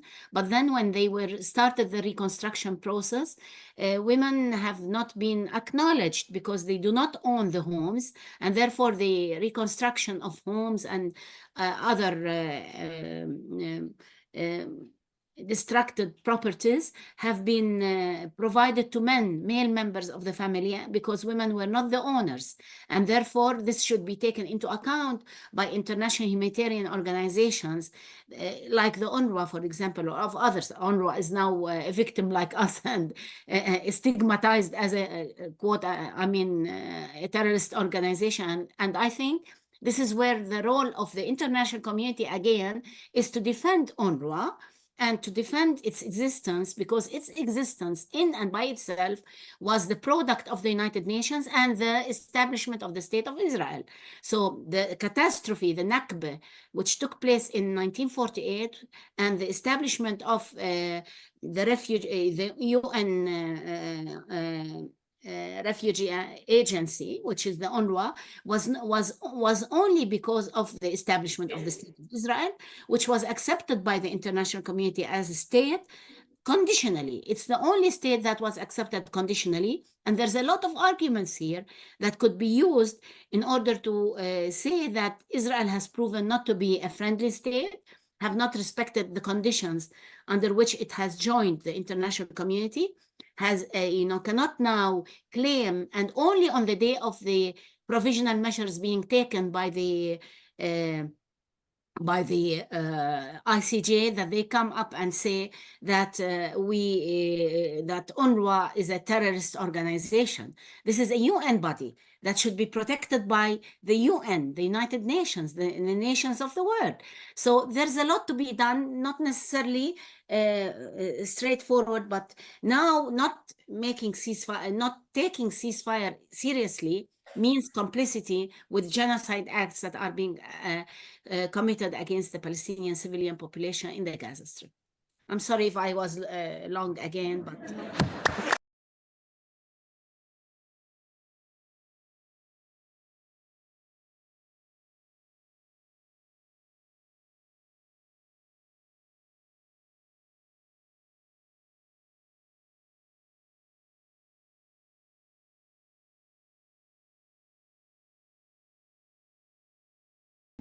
much more courageous than your male from other parties.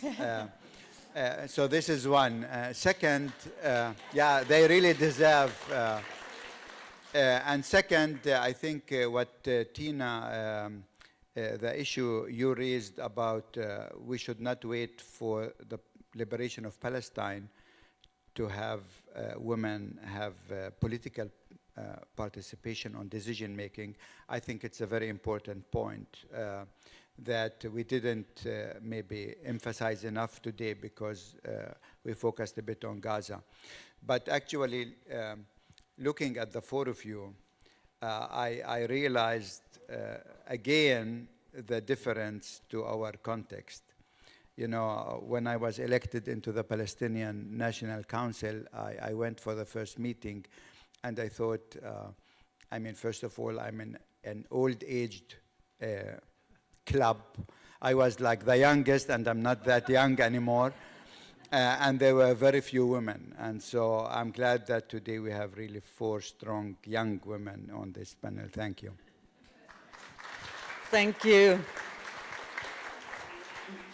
And we have a question. My name is Marta Salazar. My name is Marta Salazar, WOMI, Women Migrants in Denmark. We work with activists decolonizing language, knowledge, and practices, which is been mentioned here. I would like to ask politicians for 2 concrete things.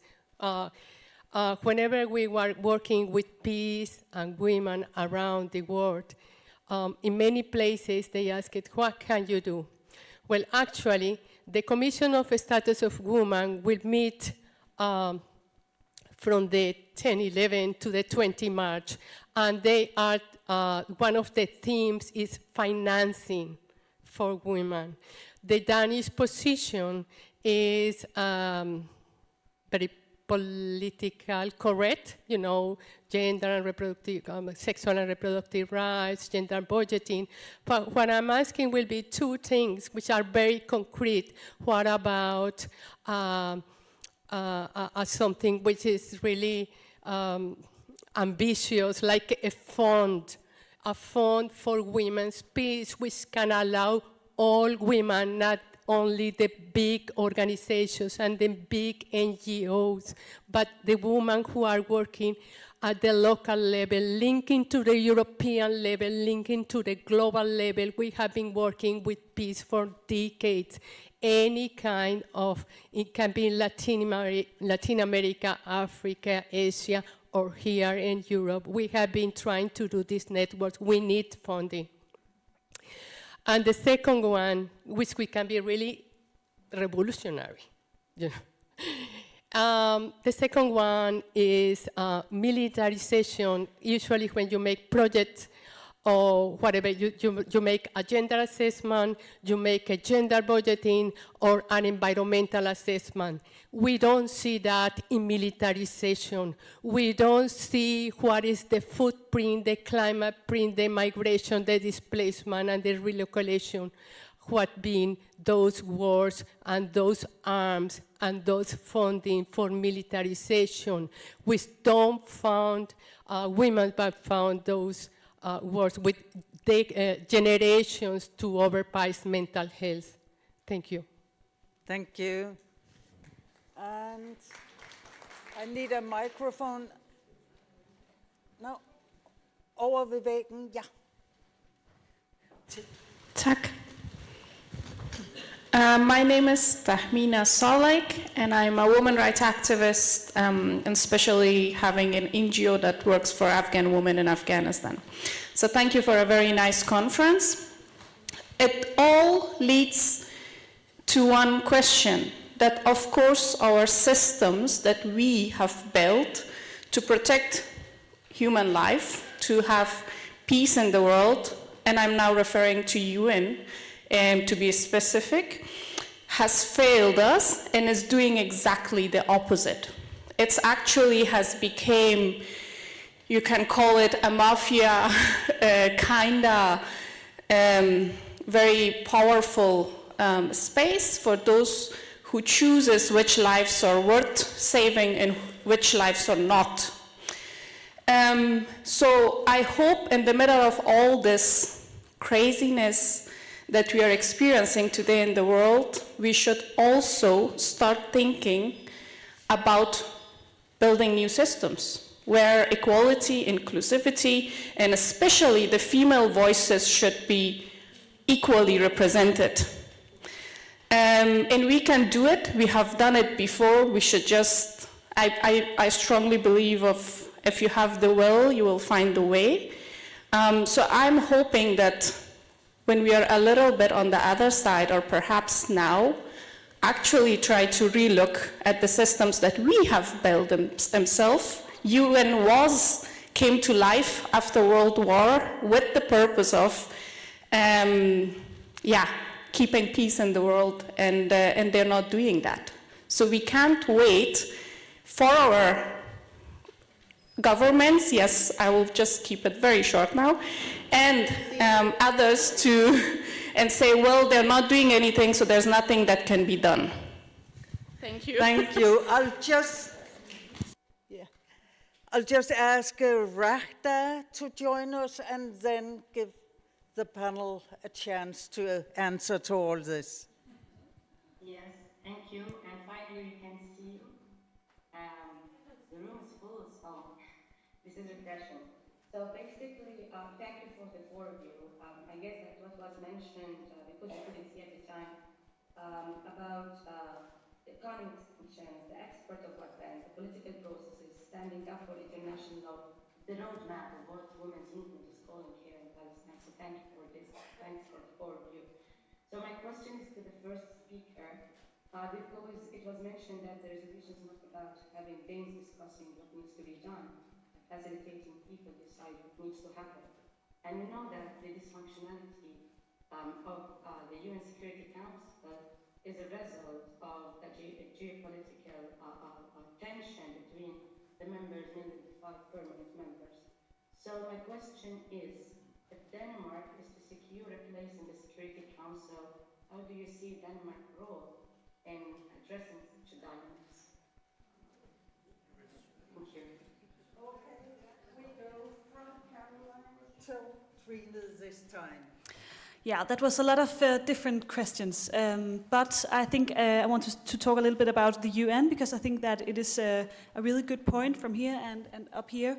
I believe that this genocide in Gaza has fundamentally changed the way that a lot of people look at these institutions, because the UN and the EU was built as peace projects and built to secure human rights. And it has now become crystal clear that that is not what they are doing. They have a really big problem with their double standards.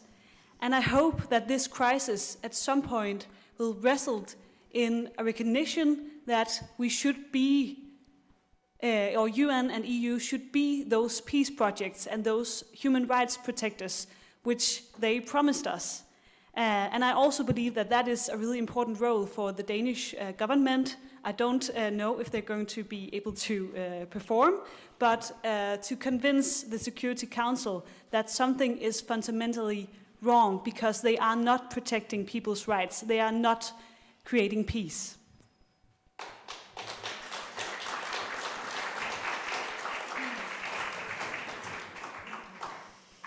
Thank you, and I'll try to sum up on some of the important perspectives that you have highlighted. First of all, I really agree that this crisis has highlighted some of the double standards that are has some sort of become everyday politics in this world. It's clearly stated in the UN Declaration of Human Rights that everyone is born free and equal in freedom and in dignity. And I think from now it should be clear for everyone to see that there is no freedom for the civilians of Palestine at the moment, and there is no dignity in the way civilians are losing their lives at the moment as we speak.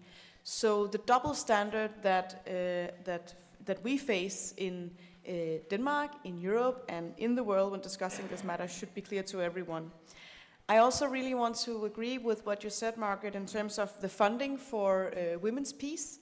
I think it is a big political problem that it somehow seems easier to find the funding when it's for military or for meeting our NATO obligation of the 2% spending of our GDP to military expenses. On the other hand, we have a hard time living up to our own ambitions on the funds going to channeling to peace, security, stability, education in the world. Barely 0.7% of our GDP are spent for these kinds of funding. And I think it's highly problematic that we are somehow more eager to spend the money on war than on creating the peace. If I want to brighten up a little bit, I would like to think of someone who meant a lot to me, inspired me a lot, former Danish politician named Lone Dybkjær from my party. I hope some of you in the room will remember her and the work that she's done. She was a Danish politician, she was a European politician, she was someone who would always stand up for the rights of women. And even though there's not a lot of public funding for the women's peace, then there is a foundation in her name, the Lone Dybkjær Foundation, working specifically with ensuring peace, stability and education for women and girls in conflict zones all over the world. And I think today is a nice day to remember her and the work that she's been doing.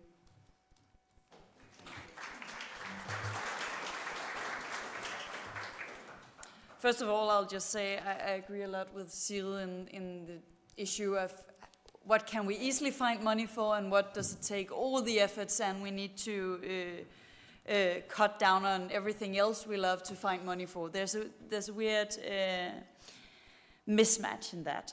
However, I also thought I'd say something about the UN. I think the idea that we need to build new systems,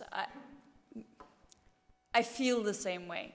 However, I'm scared that because this system on paper is the right system, when we have a resolution like the one we're discussing today, it should be there. It should be the right system. So I'm scared that building new, I don't feel safe that building new systems is not going to be just another system where we say we're going to do the right thing. And I think what this entire conference is about is important in that sense, because maybe what we mostly need are different people in the system.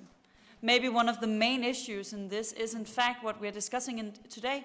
There are so few women leaders. Most leaders are men, and they're just not just men. They are one specific type of man. And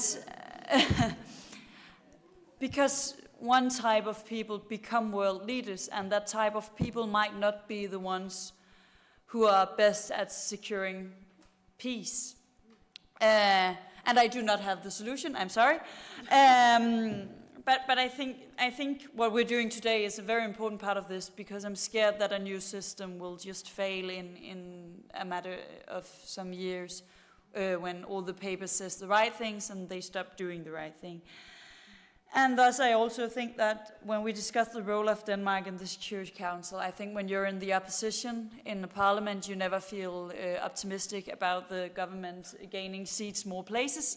However, I decide to be optimistic today, and I decide not to say what I'm scared our role is going to be, but what I want our role to be. And I hope that our role can be to focus on international law, to focus on the written stuff, to focus on resolutions like 1325, to focus on what we wrote down and insist on a different approach to this.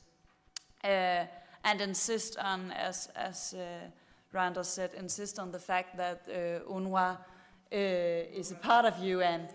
And yes.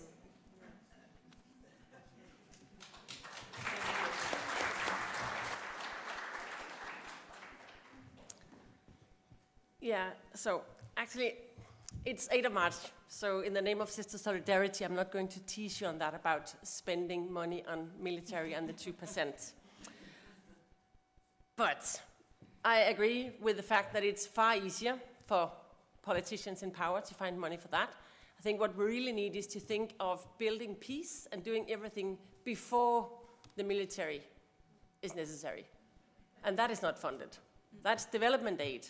That's building equality. That's building economic prosperity for all. That's fighting the climate crisis. And that's actually also investing in conflict prevention and building peace and supporting peacemakers across the world. So I think that is really what is needed. And I wish that the collective up here, that we will continue pushing for that in collaboration, but also that sometime after next election that the power will be shifting a little bit. So maybe we can start focusing on that. So that was one thing. The second is about the UN. I'm not sure that I agree that the UN is failing. I think that the member states, the big powers of the UN, are failing the UN and failing humanity and failing all of us. We have never had a UN Secretary General that has been so outspoken and political as we have right now. Had it not been for UNRWA, where would the Palestinians have been? Look who are failing UNRWA. I mean, I fully agree with, I think it was Rakta saying it before, that the whole political game and war against UNRWA is the shame on big powers, not UNRWA itself. So I think really what is needed, and that's where I completely agree with you, I think there is really a major need, and it's more clear now than ever, that the geopolitical frame that is shaping who has the power in the UN needs to change. So the decolonizing of the UN Security Council. Could you imagine what would have happened if South Africa had been having a permanent seat in the UN Security Council? Debates would have been far different. It's not the majority of member states of the UN who have been failing the demand for ceasefire, because they have been voting for that in the General Assembly. It's the big powers of the Security Council. So decolonizing and reforming the UN so it's representing the world that wants international law to lead and guide us. All the conventions where we condemn states for breaking, these are the ones that we need to promote and protect. So for that, I think I agree the international community is failing us, but not the UN as such. And I think what we really need to is to push for a stronger UN that represents the people of the world, not the big powers of who won the Second World War. And finally, when it comes to Denmark's role in the Security Council, you know, I've actually been really a big fan of that idea, having another small Nordic country in the UN Security Council for 2 years' time. But I've started doubting it, honestly. I do not think that the stand of our government in the current crisis and war in Gaza is justifying that seat. Because when you're a member of the Security Council, you need to stand up for international law, for peace and security, for humanity, and for humanitarian law. And we haven't seen that from the Danish side.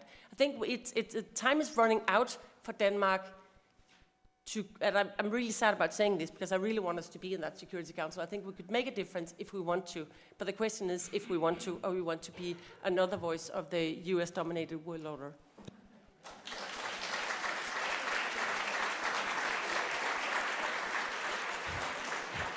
Thank you.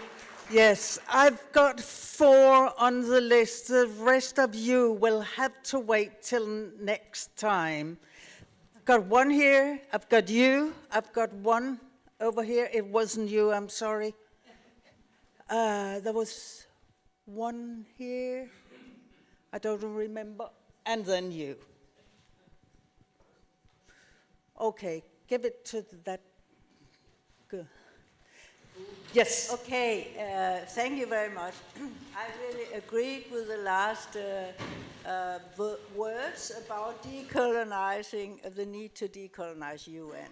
And I think, I mean, I'm a bit more optimistic than you have been here because I'm a scholar, activist, political scientist, and feminist. And I can see some changes during this Gaza war.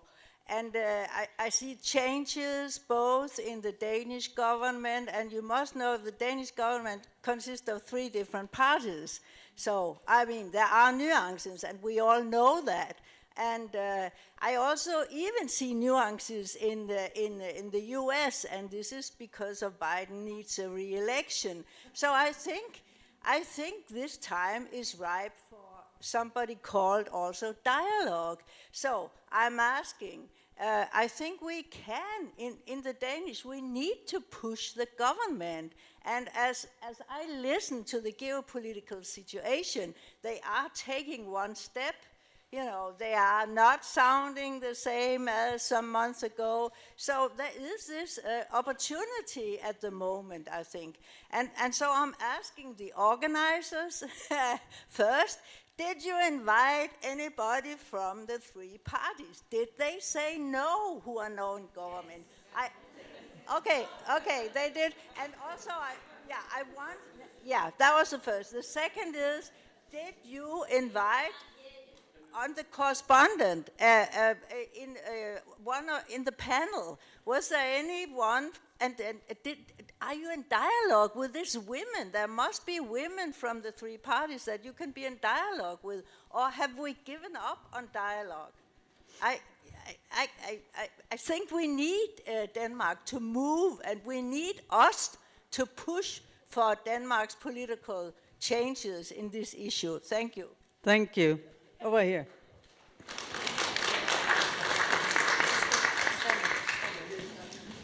Yeah, first of all, I would like to thank you for your efforts that you have done, like in the parliament. And I have something that I would like to highlight, which is like, when we talk about the Danish government, we are not talking about doing something to stop the genocide in Gaza. It's not even that. We are talking about complying with the international law, with the Security Council 1325, with the Armed Trade Treaty, and with the Genocide Convention, which is actually means that the Danish government right now is breaking and violating these laws to keep a genocide going and to keep the struggle of Palestinian women going. So what the actions that you are taking or will take or planning to take to hold the government accountable and to stop these violations to the international laws? Thank you.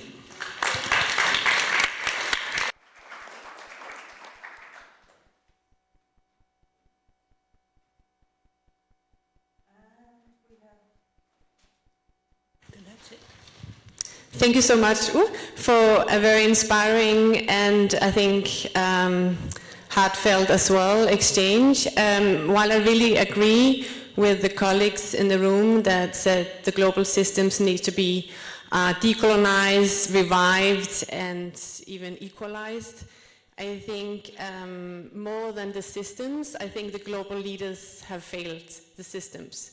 And we have heard this today, and I think the question that keeps coming back for me is, so how do we keep them accountable? I mean, how do we make them adhere to international law?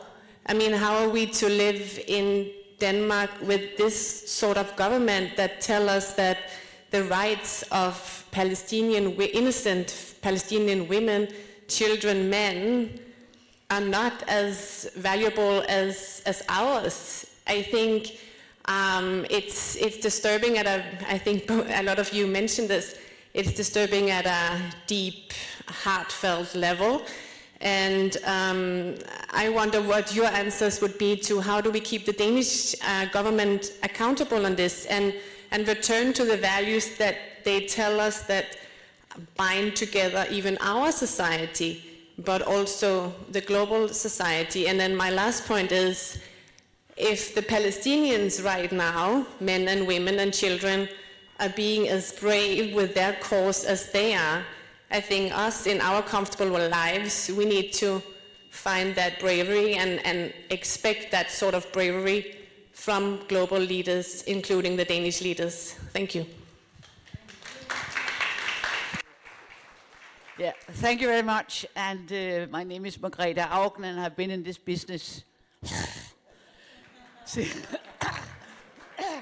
well, the first time 72, so okay. But I think we should, we are here preaching to the convinced it's not so difficult. But we need to find very concrete ways to act on. And this is not, so much female connected, but I have 4 members of parliament sitting there. And I was myself a member of the Danish parliament for 23 years. And we have means. For you, it's more difficult to chase a minister than it is for you. And you could put a hell of a lot of questions to these ministers. And they are, I've been also in the presidium in the Danish parliament, they must answer. You can force them to answer. You can even kick them out of the room. Just to say, you're not so as a powerless in this situation. And I think you should be very concrete in questions which could be done. And I just mentioned a few, and I should not make this here. Don't get me started. But saying, for instance, put a question on settlement products. It is illegal in all our member states to have trade with stolen products from stolen lands. You could sue the government. Or you could find some good lawyers who could do this. Other governments too. It's illegal in all, we don't need to pass any laws in the EU and anywhere else. We can sue them as it is now, and you could do it together and see, we do this here. We could also follow the US good example on putting sanctions on violent settlers. And really, ask them, why didn't you? You could, that's a little bit more a campaign issue, we could make a follow-up on this business list, which was produced in the UN. that would be a little bit more of naming and shaming, but can be quite efficient if they get their names. We saw it with D4S.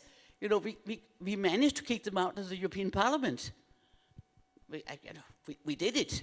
Then I just want also to say, and that's also to you, Mitri, and to, no, he's not there. Okay. No, I'm just saying, again, I was there last February. I'm the vice chair in the delegation to Palestine in the European Parliament. And there, I put a question against them, why don't you organize? Because you have so many excellent women, young people, and so on, and they are not. You know, they had 27 parties running for the last elections, which Mahmoud Abbas cancelled because he didn't want to be kicked out of his bubble. And, well, that's my explanation, but I think it's true. But then I was told that if they try to organize, then they are immediately accused of terrorism, of terrorists. And there we could, and you could, again, members of parliament, could really tell them that we are putting questions again, as we did when the 6 organizations we were accused of terrorism, if you remember just a year ago, put it, these questions saying, helping, giving good background for those who take a kind of a leadership in organizing these people here, because they get so frustrated that they don't have anything than being, victimized. It's very, very bad. Just to tell you, if you don't know, it's not only in Gaza, it's going terrible in the West Bank, and now also in East Jerusalem, worse than before. Silvan is now under heavy attack. So we need a big mobilization, and of course keep up hope. But I think we should be very concrete, and we have several concrete measures, and you have good possibilities, I know, because I've been there. Thank you. So, with that bouquet of possibilities, you have exactly 1 minute each, starting with Trine. Okay, so on Margrethe's point about our privilege and power being members of parliament, I agree. And if you go through the list of questions to the government on Palestine over the last 6 months, you'll see my name on most of them. And there's been a lot. And we do it together. We have discussed the settler products and imposing a ban on the import together. There was a vote. The government voted against it. We have joint proposals in Parliament on recognition of Palestine within the next 2 months. So we are actually also working together on all of this. I fully agree that we have a lot of parliamentary tools.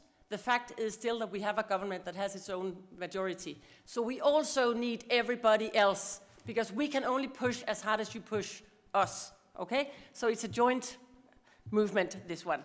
So that was one thing. Second, about being positive and hopeful, I fully agree, you're right. It's easy to become a little bit cynical around the lack of possibilities and the lack of hope. And I think it's crucial on a day like this to actually think that we can change things despite the darkness. And I know I was bringing the lack of hope into the discussions, and I'm sorry for that.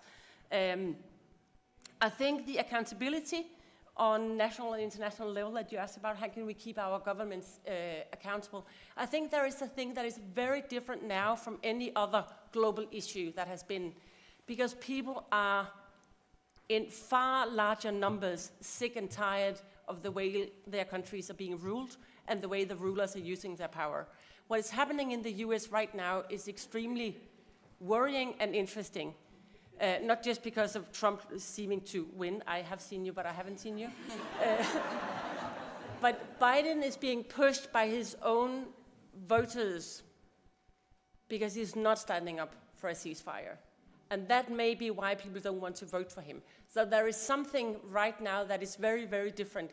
And that's why building solidarity movements nationally and internationally is key to this. And then we all speak with our own voices, but it's key to keep pushing and mobilizing despite the darkness and lack of light, because it will be there at some point. Thank you. Thank you. That leaves 45 seconds to each of you. I think, first of all, the question about holding government accountable, which was actually 2 questions. I think I agree with what Trine said, and I think an important part is to make this a part of the elections coming up in every country. Like, make this a topic, because people vote considering what we're talking about right now. So if we talk about taxes, they're going to vote on what they want, think about taxes. But if we manage to talk about this and how poorly the government treated this issue during the crisis when an election is coming up, people are going to vote with that in mind. And I think that's an important part, an important way to hold government accountable. And then some people can sue the government. And that is an idea one can go with if one wants to. And but I think the first point about nuances in the government and the fact that there are three parties is also important. They are very different and they think very different things about this, and they have issues too agreeing, and we need to all be a part of making them disagree even more with each other, because it will crack at some point, and we will see that some of them are actually on the right side of this and some of them are definitely not.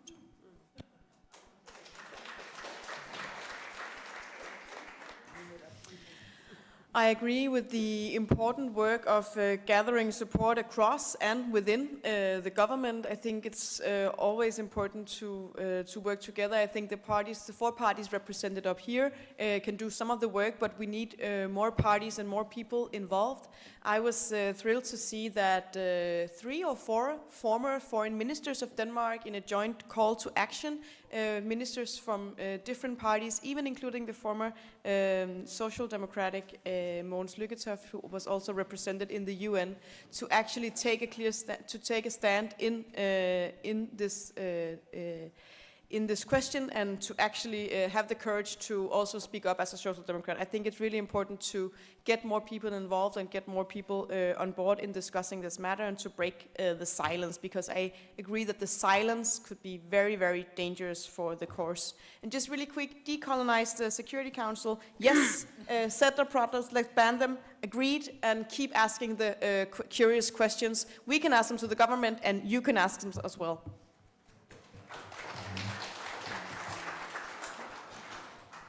Yes, I agree a lot of the things that already has been said, and also think that you have some great points, Margrethe. I'm not a part of the Danish Parliament. I'm running for the European Parliament, and that is why Sophia's point about making this a topic is extremely important, because we cannot, even if we had a perfect government in Denmark, which we do not, but if we had, we couldn't solve the crisis in Gaza alone. We need to work together with other European countries and other countries in the world in general. And that is why this European election is extremely important, because if the EU stands up for Palestine, we can really make a difference.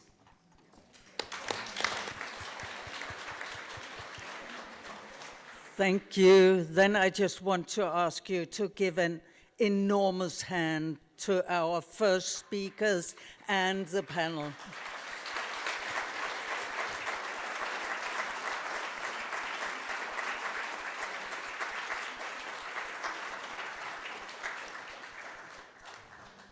And there will be 20 minutes of coffee tea break. And I hope to see you. Is Peter Hansen?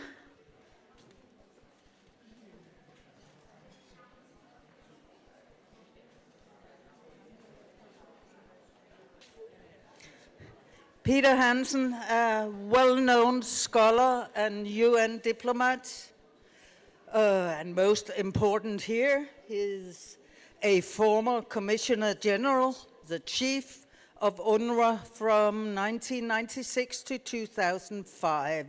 And Peter Hansen will speak about the ongoing critique, or rather attacks, on the UN agency.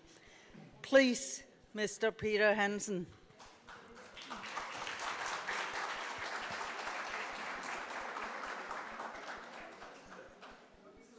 Is it still in English or in Danish? Still in English. Okay. When I was challenged to give a title on this little introductory talk. Kan I ikke høre det? Okay, jeg troede, der stod speak. Skal jeg så tæt på? Okay. When I was challenged to give a title on my introductory remarks here, I gave it the title Wither UNRWA, fordi det er for mig et spørgsmål, som er blevet påtvunget os nu. Back to English.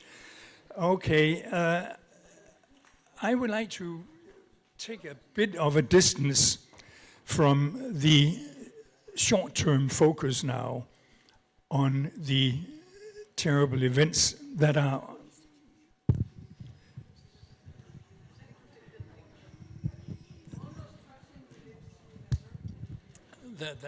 unfolding in Gaza.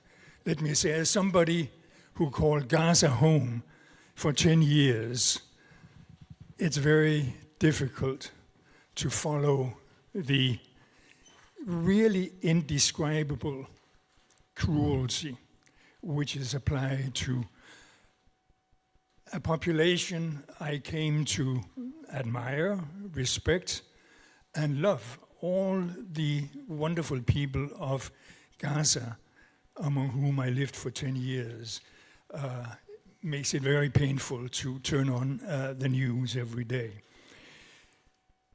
But let me first take a slightly longer perspective and then take a short zoom into what we are seeing today and might be seeing in the future.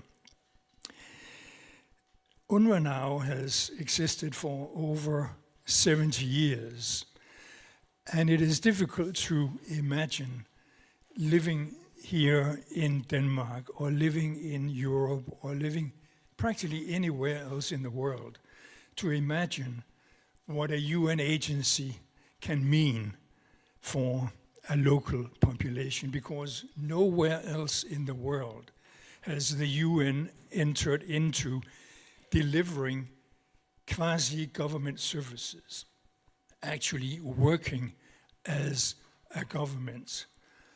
And it is working as a government for over 70 years in Gaza. You cannot turn a corner in Gaza City. Well, today you can, because many of the structures have been leveled with the ground. But at least several months ago, you could not turn a corner without seeing an UNRWA institution. And very much the same in the refugee camps in the West Bank, not to speak of the rest of the Middle East. But what you've seen for these years, and I think it's appropriate to mention on a Women's Day as it is today, what UNRWA particularly and specifically has been meaning to the role and the situation of women in Gaza and the West Bank and in the Middle East. But let's focus mostly on Gaza. In the 1960s, when this was a rather revolutionary thing in the Middle East, all Palestinian refugee children, boys and girls, had access to schools, and you had equal attendance of boys and girls in UNRWA schools for all these years, which means that when you talk about women in Gaza and how they can mobilize and how they can participate and how they can play a role in their society, it is very much because all of them have had the opportunity to learn, to read, write, and have a basic education up to and including 9th grade. And also, and many speakers have commented upon the fact that we as Denmark have very little to be proud of in the current situation in the area. There's a very venerable by now institution on the West Bank called the Ramallah Women's College, which was the first institution in the region where women had access to a higher education, to become teachers and other things. So UNRWA has played that enormously important role. When I was thinking about what to say here, I was thinking about Maslow's hierarchy of needs, which you probably all know. All human beings have certain needs, and they are sort of organized in a pyramid where the lowest level must be filled before you can start enjoying other or fulfilling other needs. The lowest level in the pyramid is shelter, food, water, just sheer survival needs. Then comes a need for security, safety. You have to be not afraid of waking up somebody knocking on your door every night. That has not been achieved to the degree that it would be desirable. It was achieved to some degree in Gaza. In the West Bank, it is still very much an unfulfilled need. You have social needs, which UNRWA has addressed with a huge NGO community also, through community-based organizations, women's centers, and other activity centers. These are very important needs, but you have not been able to climb the pyramid to the top when it becomes the question of the needs of self-realization. That's the top level at which we human beings strive to fulfill needs, to realize our potential.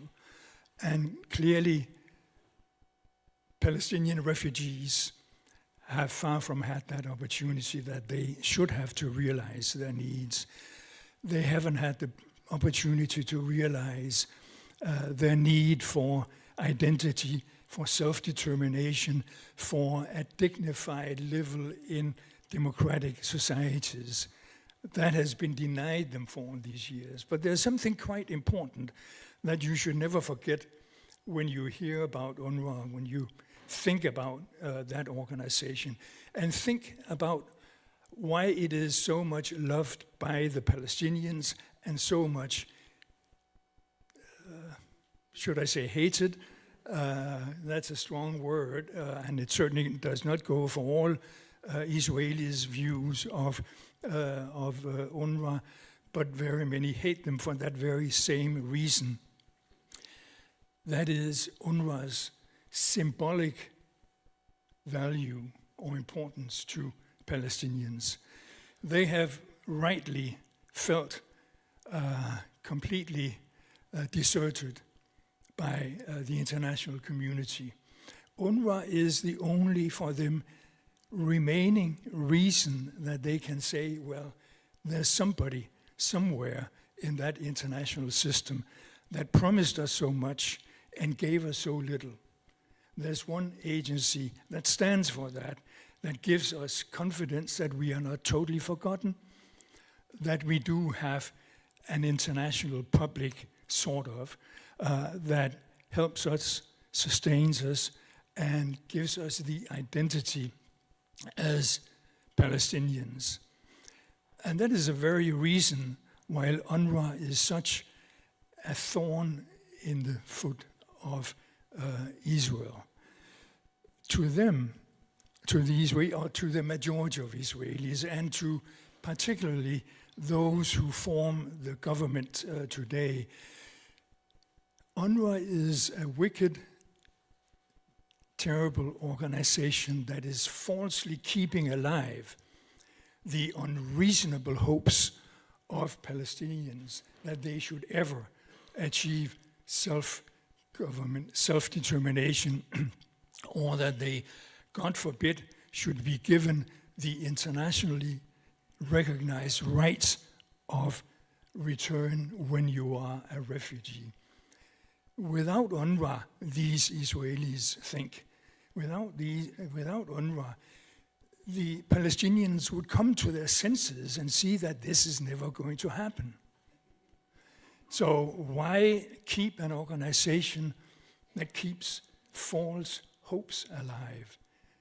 If we could do away with UNRWA, we would, just like that, have done away with the refugee problem. No UNRWA, no refugees.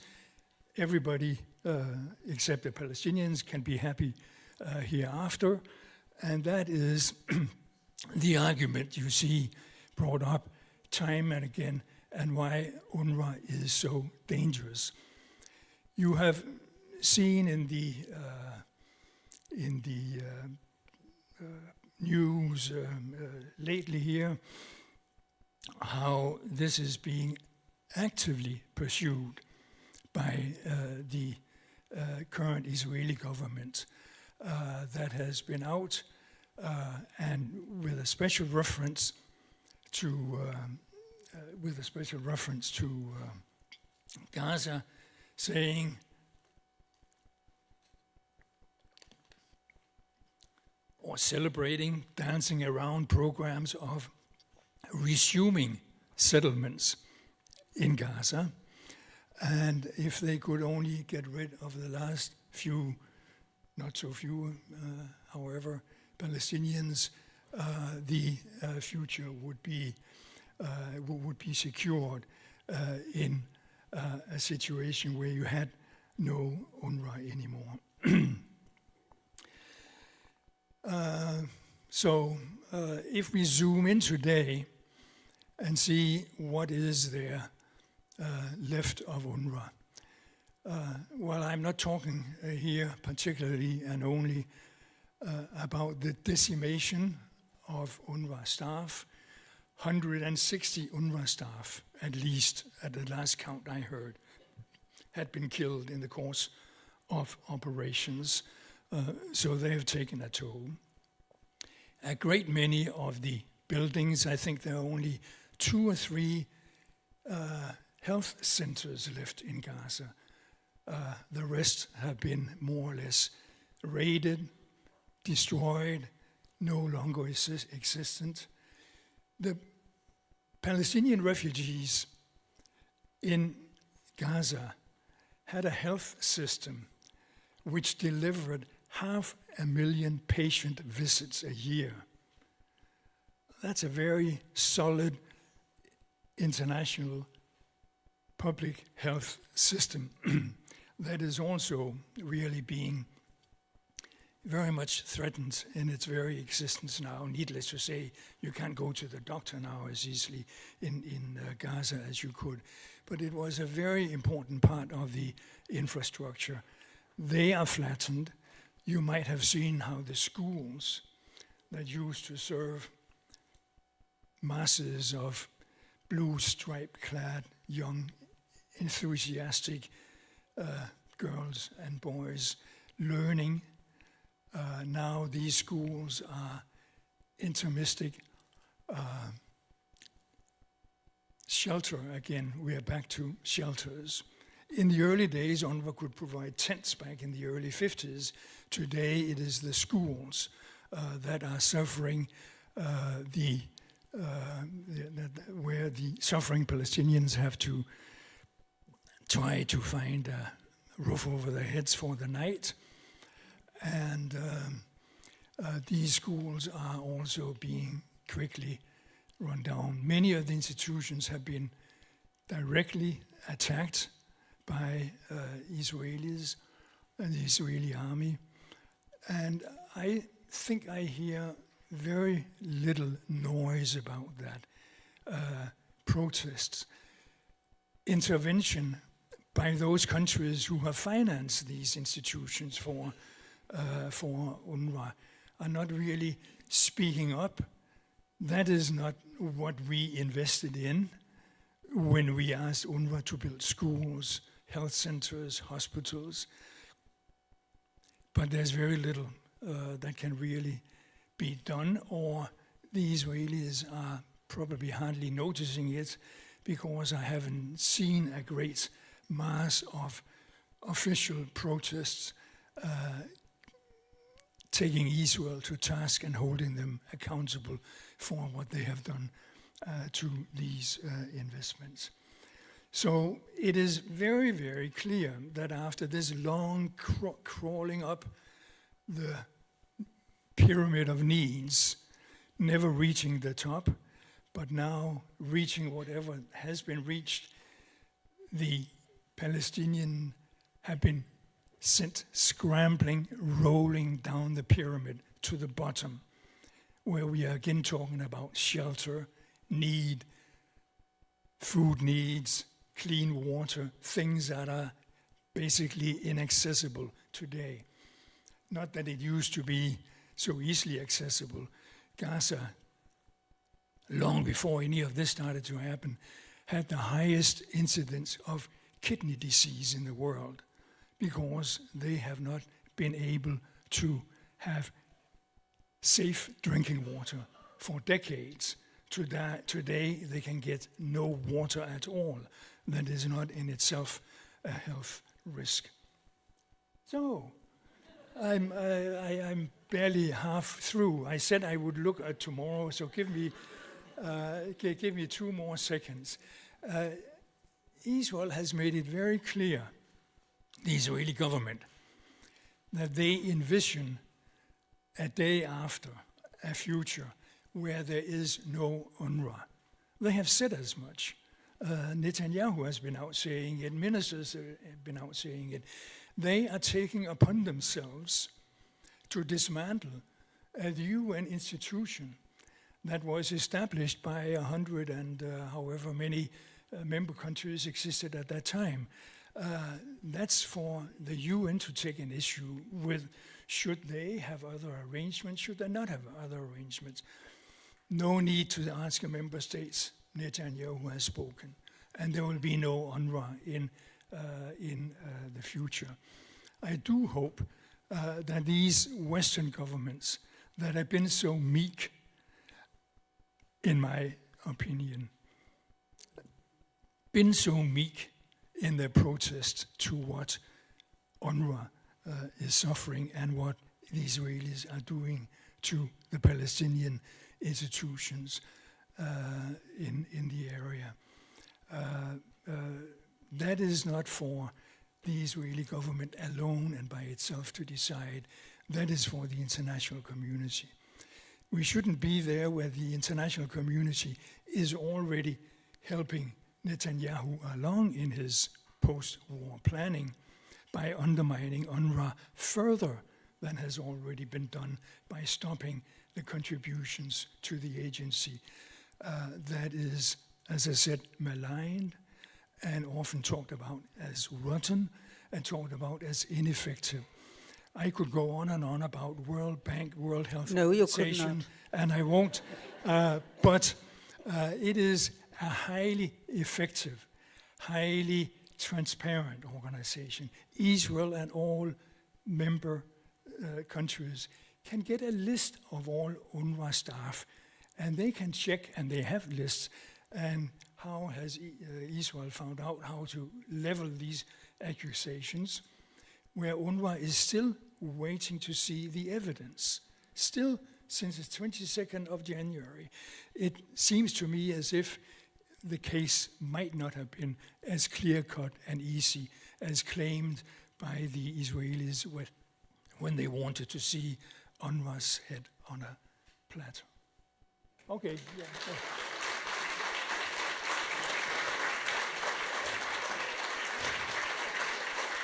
Yeah. Thank you so much, Peter. I hope you'll stay with us for a bit. Well, you can go and sit down, because you don't have to stand up all the time. But now I want to invite in our next speaker. That is Tahani Mustafa from International Crisis Group. Hello. Hello. I'm sorry I couldn't be there in person. Can't you, while they're fixing that, I can tell the audience you're a senior Palestine analyst at the International Crisis Group, and you are going to talk about where self-governance goes from here. So please, are you okay with the technique now? Is that question directed at me? Yes. Right. Sorry, which technique? I'm sorry, I'm a little bit lost. Which technique? Are you talking about the cabinet reshuffle or? I thought you had problems getting through, but obviously you have not. We can hear you loud and clear, we can't see you. Okay, right. Sorry, I can't see anyone either, but okay, in this case, I'll start my video, no problem.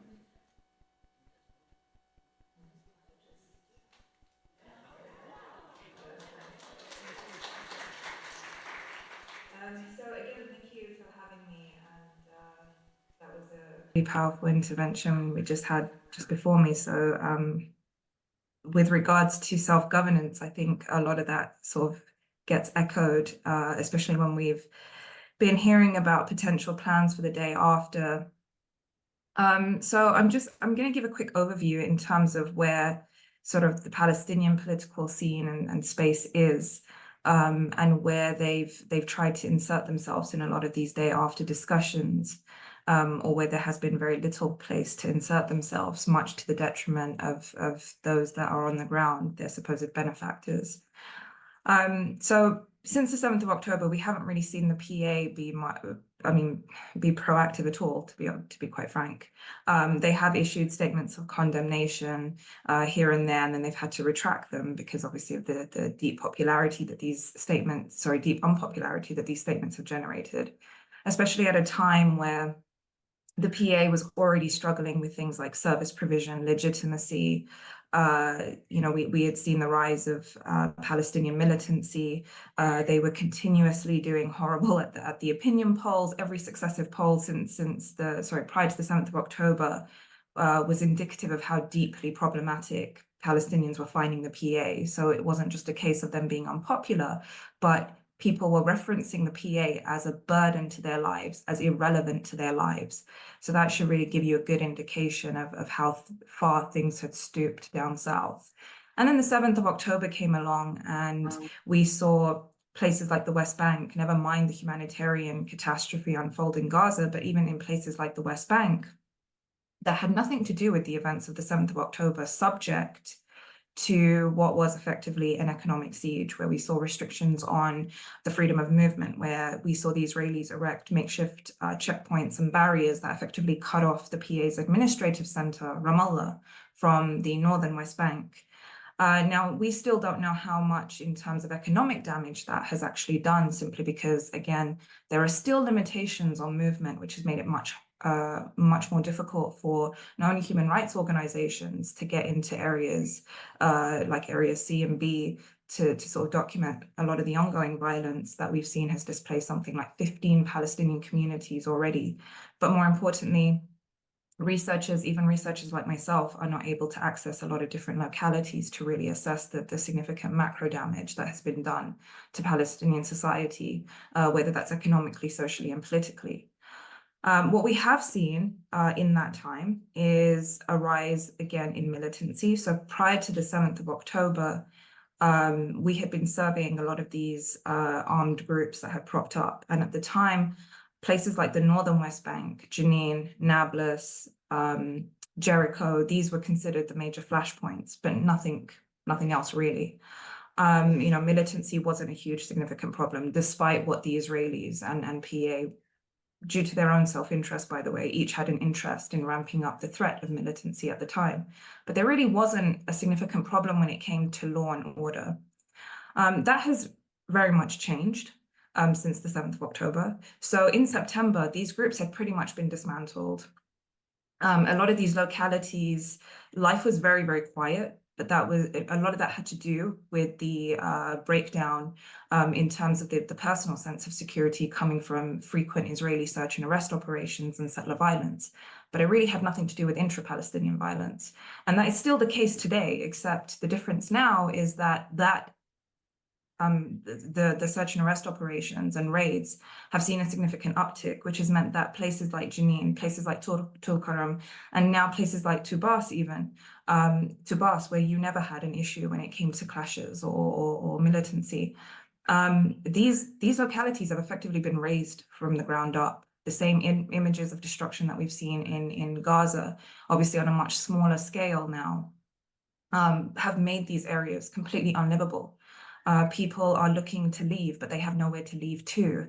Neighboring towns and villages don't want them, simply because they're worried that if these people from Jenin camp relocate to any neighboring town, they'll bring the Israelis along with them, and then that will kind of, start to seep further destruction across. So these people have been left in incredibly precarious situations, financially destitute. You've had civic infrastructure near destroyed. Cultural centers, which used to be a form of civic expressions of discontent, have been targeted consistently. And so it really has left people there with no room to breathe, no room to really assess, renew. Things are incredibly suffocating. The sentiments that we were hearing before the 7th of October have only just gotten so much worse since then. And again, you have the PA that has been pretty much absent in that time. I think their approach to Gaza has been, I think many Palestinians would describe as abhorrent, where the PA had refused really to take much in terms of diplomatic steps to try and push for a ceasefire, even to try and help with aid efforts. We were hearing from regional mediators that when it came to trying to push for a ceasefire, it wasn't that the PA didn't get an invite to the table. They just refused to come. The only people they wanted to talk to were the Americans. We have the additional problem that Israel has obviously failed to qualify its military objective in Gaza, which means that it has not been successful in dislodging Hamas, neither in Gaza nor in the West Bank.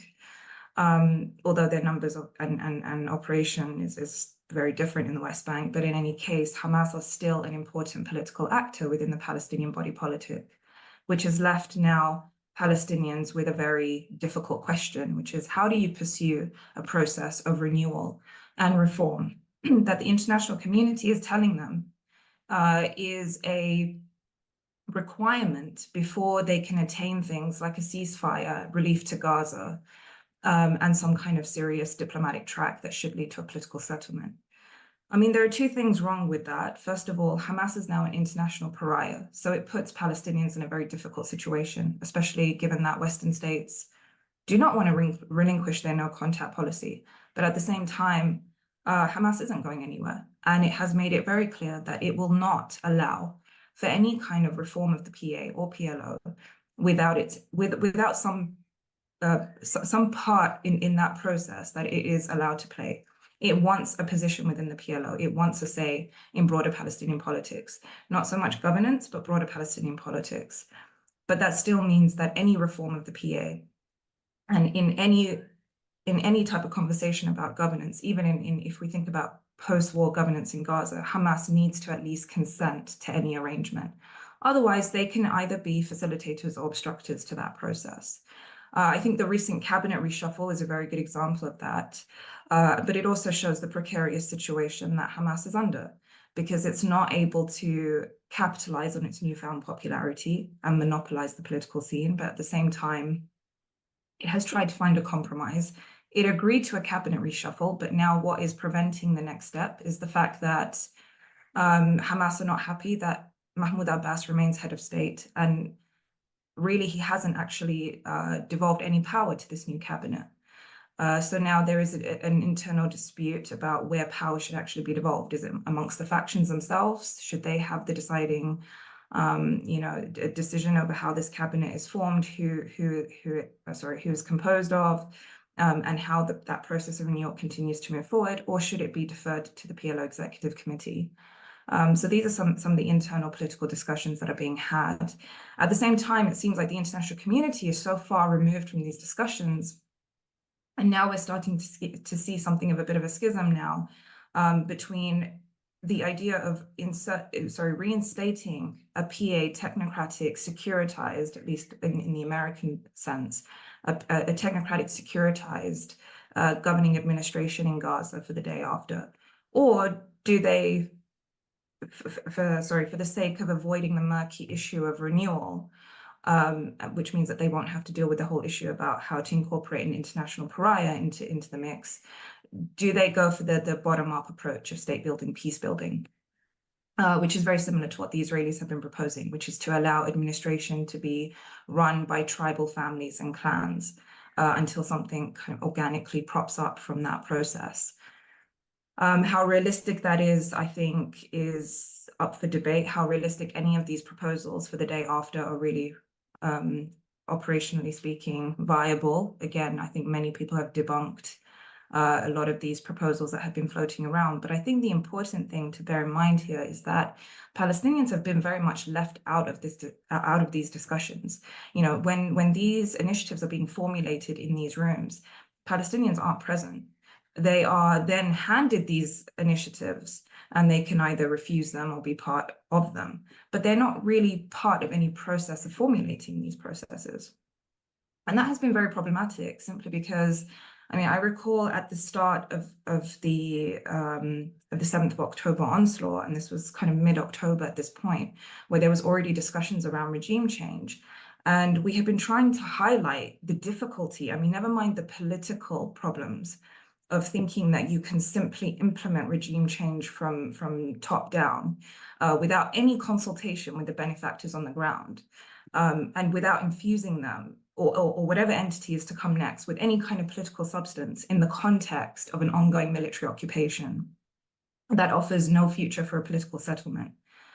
Something that has really affected, by the way, the PA, not only the PA's legitimacy, but ability to govern in places like the West Bank, where we have seen that the issues that the PA has grappled with in the West Bank since May 2021 has been precisely that. It doesn't have the legitimacy to get people to listen to it, right? Especially when it comes to things like law and order. I mean, I remember when we were in the West Bank this was before the large raid in Jenin, this was back in March. And these young men that were part of the Lion's Den, part of the Jenin brigades were telling us that if Abu Mazen picks up a phone and tells us to stop and put our weapons down, no one's going to listen to him. If it was Yasser Arafat, we certainly would. But someone like Abu Mazen, absolutely not. So that should really tell you how significant legitimacy is, even when we think about more benign forms of governance and service administration. But in the same context of Gaza, when we were speaking to Gazans, many of them were telling us, how does this work? No one has governed the Strip since 2007, except Hamas. We also have tribal families, clans. Palestinian society is very tribal. And no one has that kind of traction with them the way that Hamas does. Hamas has navigated that politics very well to the point where it's been able to utilize that sort of dynamic in its day-to-day governance in a way that no other faction or entity can, at least not in the near future. And these conversations that we were trying, or these obstacles that we were trying to put forward, especially to policymakers at the time, and even aid organizations, by the way, was just falling on deaf ears. You know, they didn't want to hear it. Either they didn't want to hear it, or, you know, it was just something that they weren't in a position to be grappling with at the time, who knows. But, you know, these questions are now starting to come to the surface, as well as all the other kind of problematics surrounding the onslaught since the 7th. So when we think about Palestinian self-governance now, whether we're talking about the West Bank or Gaza, things are grim, things are incredibly bleak. And it's odd to say that things are even more uncertain today than they were at the start of the onslaught. And I think for many Palestinians, especially those in the occupied territories, that is where the real fear comes. It's not necessarily just from what is happening today, but more importantly, the uncertainty of what the end of this conflict or what the end of this current onslaught will bring. So I'm just going to leave it at that, and if maybe we can go to a Q&A.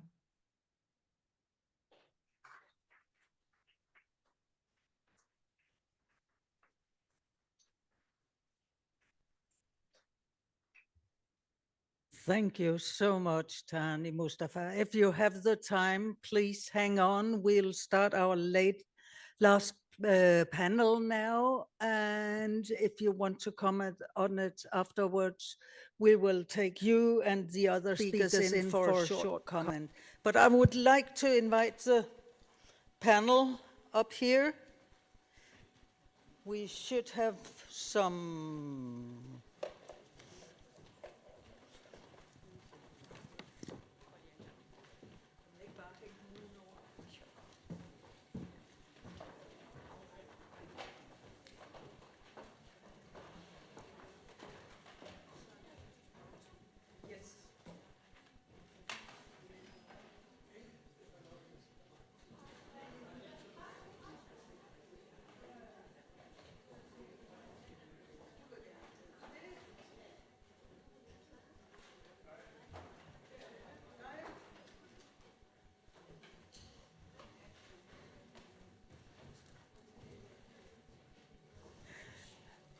Okay, thank you. We are running a little bit late. I told you it wouldn't happen again. I was early. Let's start right to left this time. Tim White, Secretary General, Action Aid Denmark, starts. After him, Charlotte Slender, Secretary General, Danish Refugee Council. Fie Lauritsen, Senior Advisor Global Policy from Danchurch Aid. They don't have a Secretary General at the moment. And Lars Koch, Secretary General of Oxfam. Thank you for being here in such force. Looking forward to hearing briefly from you.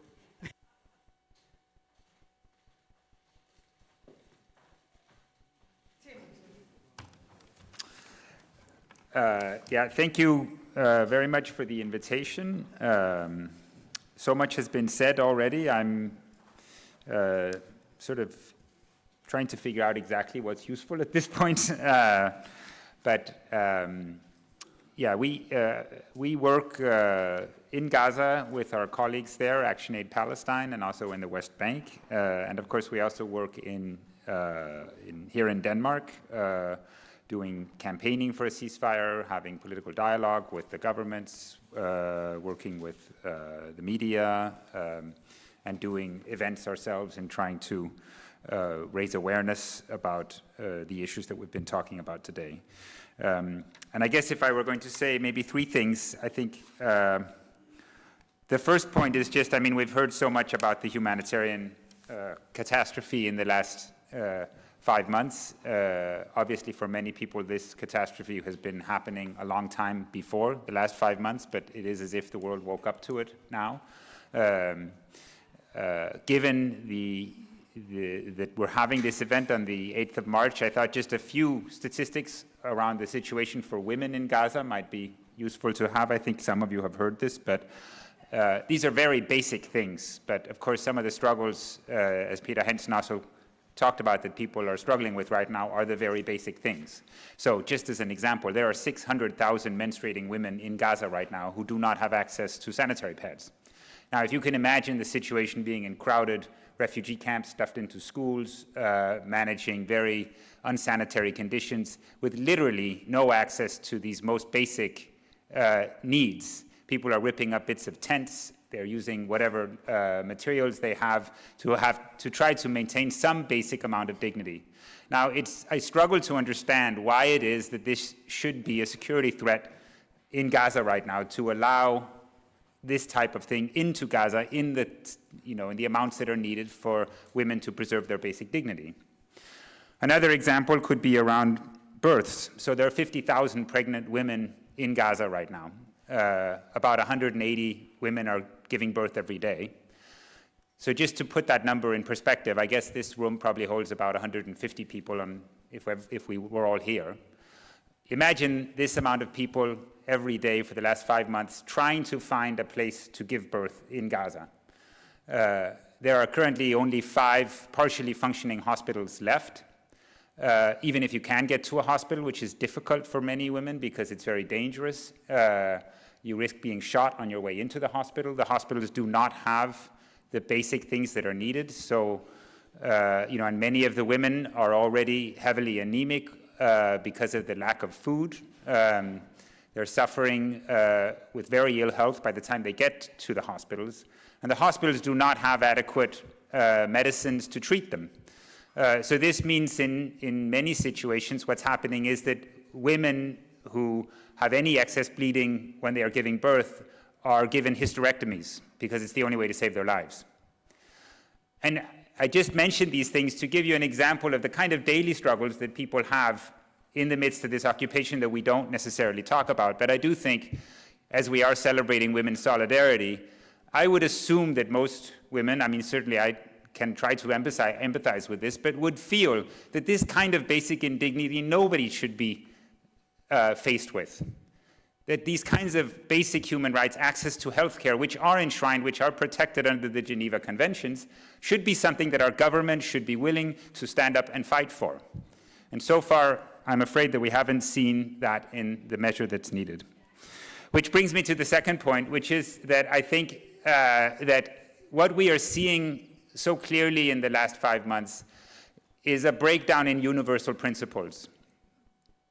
That, you know, the basic principles we have, that the Geneva Conventions apply to all people in all war zones, or that the International Court of Justice judgments should apply to all countries and be enforced by all countries. It's the breakdown in that basic belief that I see, obviously, the Palestinians in Gaza and the West Bank suffering under, but more alarmingly, all of us will suffer under this in the coming years. Because if, you know, international law only counts for some countries, then international law doesn't really count at all. We can't expect, you know, our allies in other situations to be offered protections under this if we are not willing to fight for other people to be put under those protections. And this is, I think, maybe one of the greatest tragedies for our own domestic political situation, is that historically Denmark has been very strong in promoting these universal values. We have supported the International Criminal Court. We have supported the principle of international justice. We've supported the United Nations. And the alarming silence that we've seen in the last 5 months undermines, I think, our own ability to fight for these things in the future, and of course also our ambitions of providing any useful role in the International Security Council or the UN Security Council in the future. I'll leave it at that.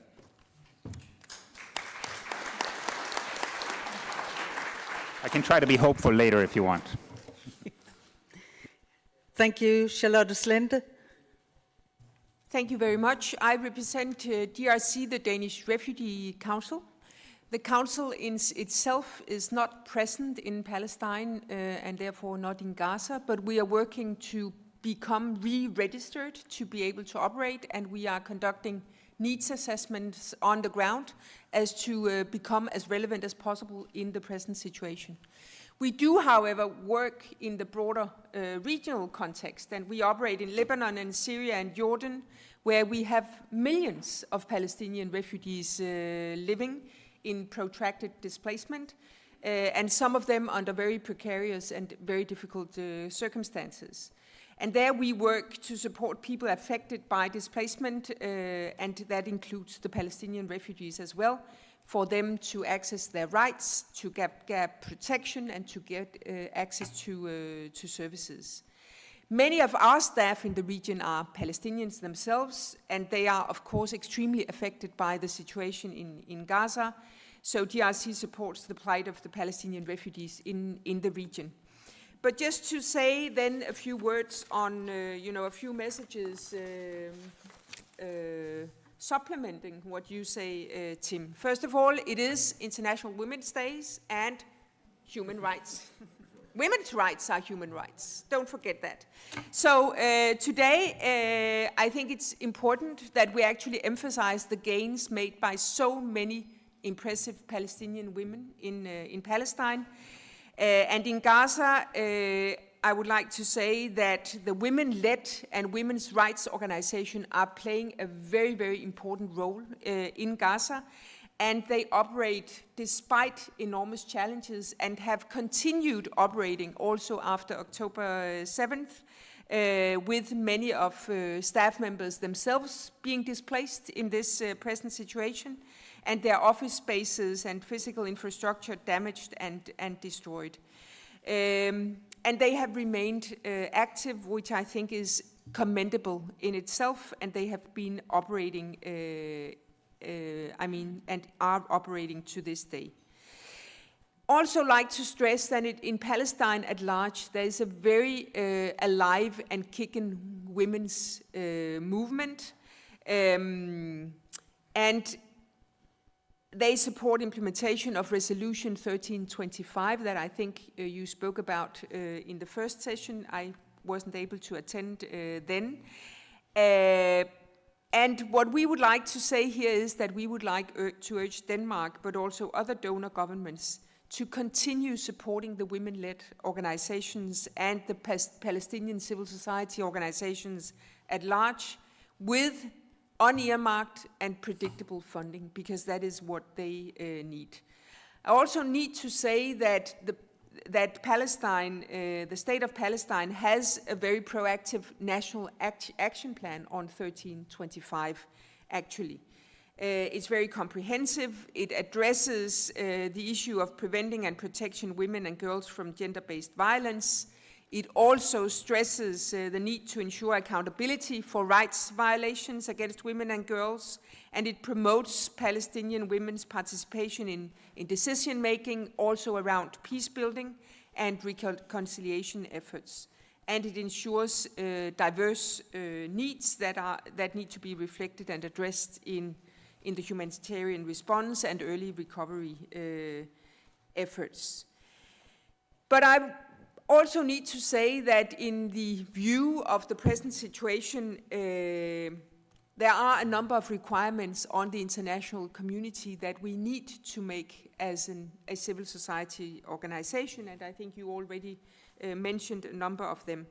We need to continue putting political pressure to secure international humanitarian law is respected and complied with. We need a ceasefire to begin with. We need sufficient aid into Gaza, and we need continued funding to critical humanitarian response and the actors that can respond.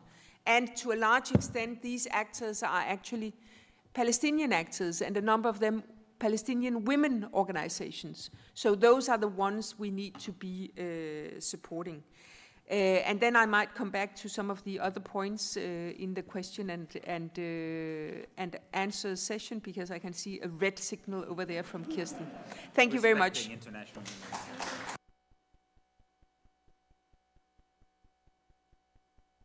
Thank you so much, Kirsten. And thank you for inviting us here today. Thank you to the organizers. You've done an incredible job putting Palestine on this day today. I work for an organization, DCA, who has a very, very long history in Palestine. We have 17 partners, 14 Palestinian NGOs, and 3 Israeli NGOs. We have 16 staff, and some of them are right now in Gaza. They are from Gaza, suffering with the people of Gaza. We have a very strong focus on combating sexual gender-based violence. We work with women-led and women rights organizations in Palestine to really help them, provide counseling, and so on. This is the work of our partners. I want to stress this, and they're doing a hard work every single day to provide this work even after 7th of October. Let's be clear, all the women-specific protection issues that we have heard today relate to the need for immediate and lasting ceasefire and to humanitarian access. Without that in place, nothing is going to change. What we're doing as well is to do advocacy. We've heard today how important it is to engage in dialogue. And advocacy is about engaging in dialogue. And we've heard the UN, but another really important actor here is the EU. And in 1 year from now, Denmark is going to take the chairmanship, the presidency of the EU, and can also, through the EU, play a significant role in influencing EU politics on Israel-Palestine. Saying that as well, our advocacy is working in a multi-track approach. So one thing is happening in Palestine itself, shrinking space and civic space for NGOs, whether Israeli human rights organizations and Palestinian NGOs, is really under pressure. And a lot of work has to be done in Palestine and Israel to make sure this civic space is not completely lost. Another level is the EU level, and just 2 days ago, Spain and Ireland actually put forward a suggestion to address the Israel-EU Association Agreement. And that way, it's not only about how we can influence Denmark, it's also about how we can influence other EU states. And that's when you're working as a civil society organization with many sister organizations in other European states, we can actually make a collective effort. And lastly, Danish government is of course important. And I have 4 messages, and I'm not seeing our politicians in the room any longer. I hope maybe all. Trine, you're there. That's good. That's very good. Localizing this agenda, making sure that women-led and women rights organizations are getting the funding, the space, the resources to lead their work. Just now, only 0.1% of the total humanitarian funding is going to women-led organizations. That's not good enough. We can do it much better. And I like that suggestion from the floor about a fund. Allocating funds for women-led organizations is what we should be doing. Another thing is also accelerate progress on the Women, Peace, Security agenda. Denmark is right now also working on the next national action plan. We can influence that. We can make this part, the financing of women-led organizations, much more strong in that. And we're about to also develop a new development and humanitarian strategy for Denmark. Let's put emphasis on localizing of strong women national organizations that gets the finance and the resource to help the people on the ground. And finally, as Mitra, you were saying, dialogue. The advocacy we are doing where we bring Danish politicians and Danish journalists to Palestine is making a difference. If you have been in the streets of Hebron and you've seen the settler violence, when you pass through a checkpoint in Palestine, you know and you change your perceptions. So we need more dialogue, we need people to see what's happening, and then we can hopefully hope for the better. Thank you.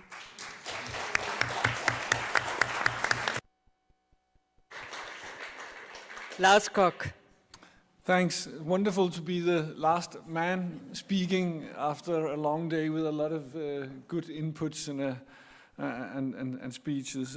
Fortunately, then I have a female colleague who helped me with some speaking notes. And normally I wouldn't quote that, but I'll quote this directly. The Gaza crisis is a feminist issue, a reproductive issue, a human rights issue. For feminists like myself, silence in Gaza is no longer an option. It is a feminist responsibility to call for an immediate ceasefire in Gaza. She wrote that to me, and I'm happy about that. And I mean, to Oxfam, we have as well also, 70 years or so, 75 years with boots on the ground in Palestine, working in solidarity with the Palestinian case, of course. And we have 28 staff in Gaza, and by miracle they, until now, have survived all of them. They are all displaced and living in tents and with friends and trying to survive with their families. It is heartbreaking when you hear these colleagues explain about the situation they're facing, and of course they're often in better conditions than the rest of the population in Gaza. So I have it a little bit like Trine. I start to, you can hear it in my voice. As soon as I start to talk about what's happening, I can't. So I'll talk about something else, about policy that's easier. I think some elements to repeat and underscore.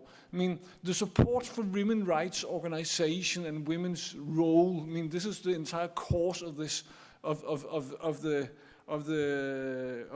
Women, Peace and Security Convention and the 1324.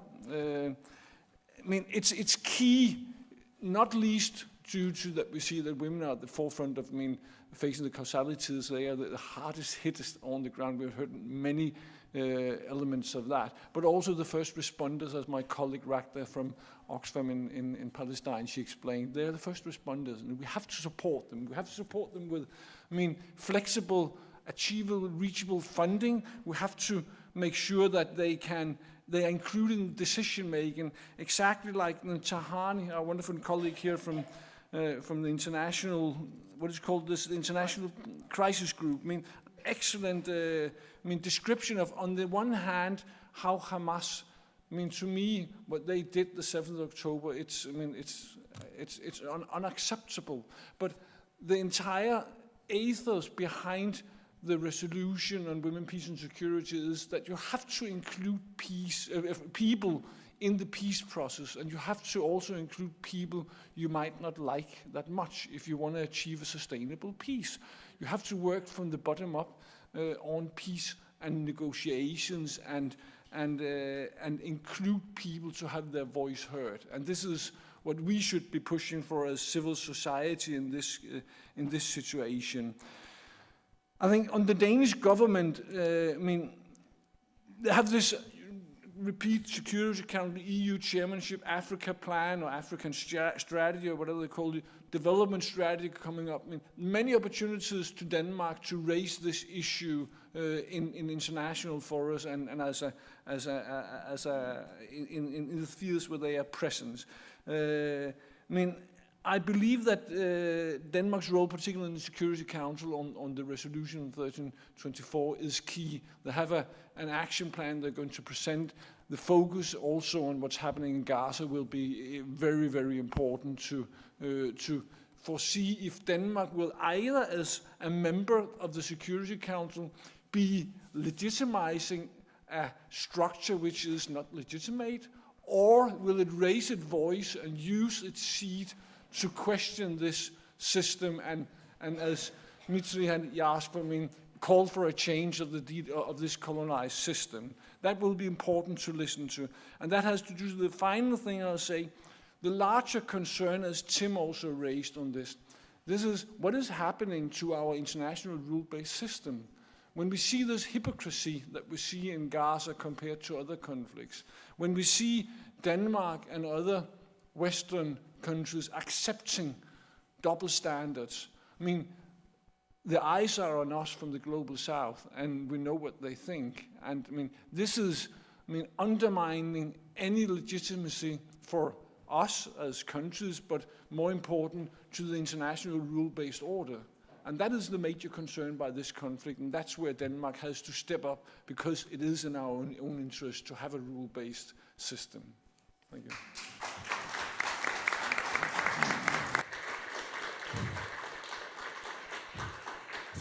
Thank you.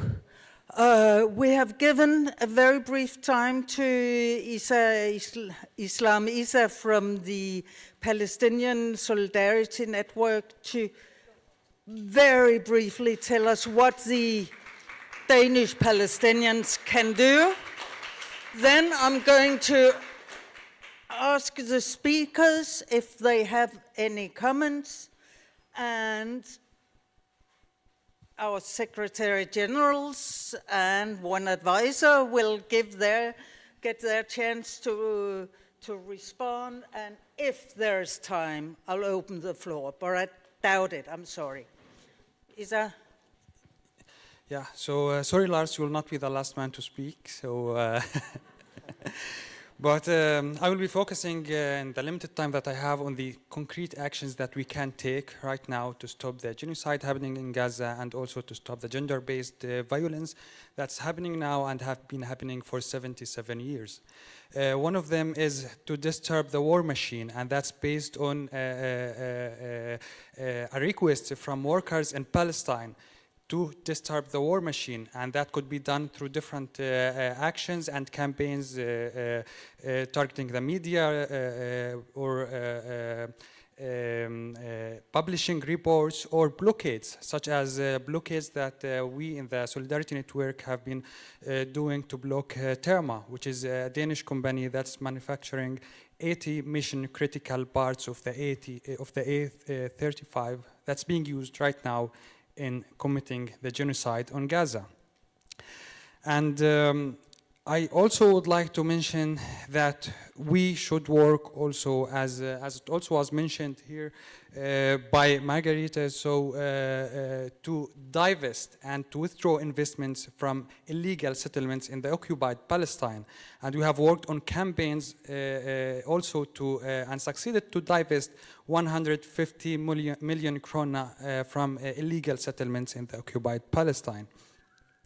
And one concrete action that we need to work on right away, and I think also the civil society organization can help with that, and Oxfam as well, which is to start a court case against the Danish government for its complicity in this genocide, for violating the international law,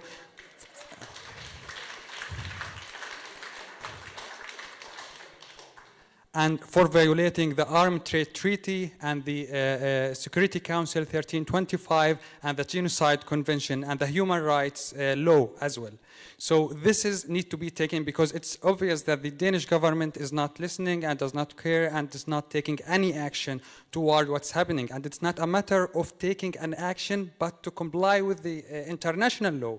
It's very difficult for the Danish government to comply for the international law, and for what? For keeping a genocide going, and for keeping the violence against Palestinian women and Palestinians in general going. So, and the last thing that I would like to mention very briefly, which is the practice change from 2016 that the government made that allowed arms exports to Israel while it was not allowed before, and have been kept secret for 7 years from the public and from the parliament. So why? And why we don't revert this practice change right now and right away, and recognize Palestine as a state, as on my residence card, I am considered stateless. And I have a Palestinian passport, but it's written on my residence card that I am stateless. And thank you so much.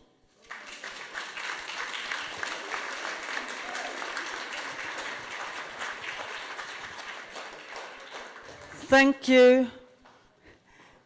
Is there any comments from any of the speakers on what we've heard from the organizations or throughout the day? Any last points?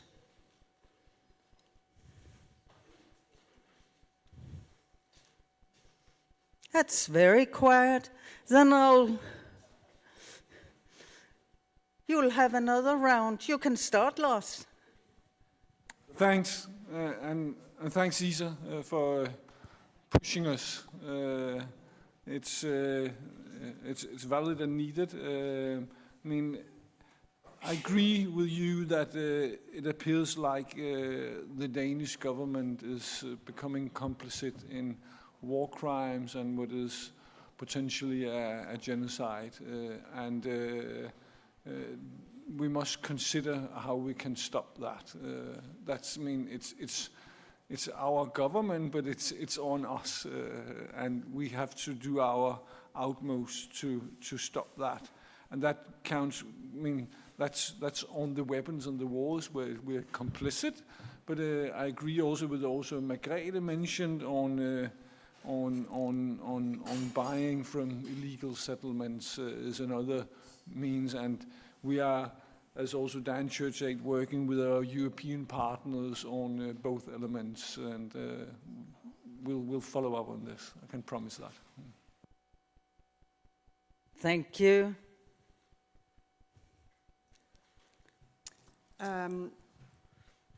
I'm not sure I have a specific comment to Islam's point, but I think it's really, really important that we are standing very, very strong together on this as civil society, as activist movements, as actors across Europe, to really reinforce these messages to our governments and to hold them accountable. And unfortunately, IHL, the international humanitarian law, has proven not to be very successful in holding powerful states accountable. And that is a long history, and hopefully we can change that, but I think we can only change that by going together and working with our governments as well, really engaging in this dialogue and showcasing also what's the needs on the ground, what is the impact on ground, and bringing our partners in Palestine and Israel to the policymakers to let them know what's happening, and bring the policymakers to Israel and Palestine as well. Only that way, I think, that we will see a mindset change. Thank you.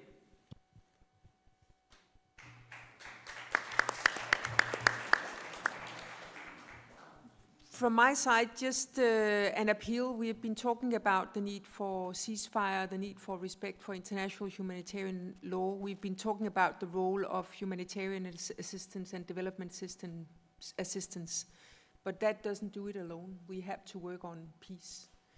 And I think there are a number, and we all know that there are a number of very systemic issues that impede that we advance towards peace. And we need to look at these root causes and those systemic basic conditions that can actually hinder that we can see any prospects for peace. And that we have a stalled peace process for now a number of decades, basically. And some of these issues are obviously the continued Israeli settlement policies on the West Bank, the impunity of the settler violence that we are seeing on the West Bank, the demolition of homes that we are seeing, and the demolition of basic infrastructure, the annexation of large parts of the West Bank and East Jerusalem. All of that is obviously not conducive to the peace that we need to find. And what does it take for peace? It takes a lot of things. I think there are at least 4 big issues that need to be in place. We need an Israeli government that wants peace. We need Palestinian authorities that want and push for peace. We need a strong international community that pushes more strongly than the international community does at present for peace. And then we need Arab countries that push as well for peace. And these 4 factors need to instill themselves at the very same moment for actually moving towards peace. So let's do whatever we can from wherever we stand in the Danish society, in the international society, to push for these activities and these actors to come together so that we can work towards peace. Without a peace in this region of the world, what we are seeing today, I fear that it could be replicated again and again, and that we could be seeing the same kind of hostilities when we meet in a year's time, in 2 years' time, in 3 years' time. So we need to go to sort of the ground fundamental issue of this. And it's peace. Conditions are not good, but we need to push for it. Thank you. Thank you. And so, Tim White, you'll have the last word and you can have your last point. What more do you wish for? Peace, maybe. Peace, yes, peace. Actually, this is the 80th anniversary of ActionAid Denmark. We were founded as a peace organization 80 years ago, so it does seem like the right place to be talking about that. But I wanted to thank especially your intervention and thank you for your activism. I think if we wanted to try to end on a hopeful note that's also appropriate for the day, it is that we have seen an amazing amount of activism all over the world in the last 5 months. And it's quite common also, there's been a sort of a lament in the Western media talking about, what happened to the Israeli peace movement and what happened to our own peace movement, and it's, sad. But I think it's interesting to reflect on the fact that when we did have a short-lived ceasefire in this war, I believe it was because of movements on the ground. It was because of the hostage movement in Israel that was pushing the government there to try to get people out alive. It was because of the ceasefire movement in the US that was pushing Biden to push Israel for that. And it was also because of movements in our own streets that were trying to turn the tide of a kind of a revenge and a very belligerent sense of how to solve this long-term problem. And I do believe that if we get to the other side of this, it will be because of activism that needs to be scaled up massively. I mean, there were some interventions earlier that were saying, if only we had the right politicians, we could have fixed all this, right? If only we had the right leaders, then the UN would work better. And I can't help but reflect on the fact that as this is the 8th of March, I don't know that any of the advances that we got in the women's movement happened because we had the right politicians. To be perfectly honest, I think the governments, it's not that, I mean, turn around, right? Look at the mural behind you. If you think that the men who were gathered in this government sat around and said, I'm talking about the mural that's on the wall there, sat around and said, hey, let's give women the right to vote, that would be a great idea. I think, it didn't come about that way. It came about from people outside of government pushing their leaders endlessly. And there were many years when it seemed impossible, I'm sure, where people were pushing for something and they were getting stonewalled, the politicians were saying no. It's been that way with pretty much every social progress we've seen, right? How did we get rid of the slave trade? How did we get rid of child labor? How did we get trade unions? All of these movements were driven by people who got together across different boundaries and showed solidarity with each other and didn't give up. And I do think if we can read something hopeful out of this moment, it is that I see a tremendous upswing in people who are educating themselves about the occupation, educating themselves about the consequences this has, both for Palestinians, but actually also for Israelis. And for their future needs. For us as a country, as a continent that's seen to be supporting endlessly this occupation that's been deemed illegal multiple times in the UN, that there is a moment now where people are waking up to that, and I am hopeful that that will continue to grow and expand. And I would call on all of you to join the protests when people criticize them, because they need our support. So go out and make yourself useful, and maybe we will turn things around.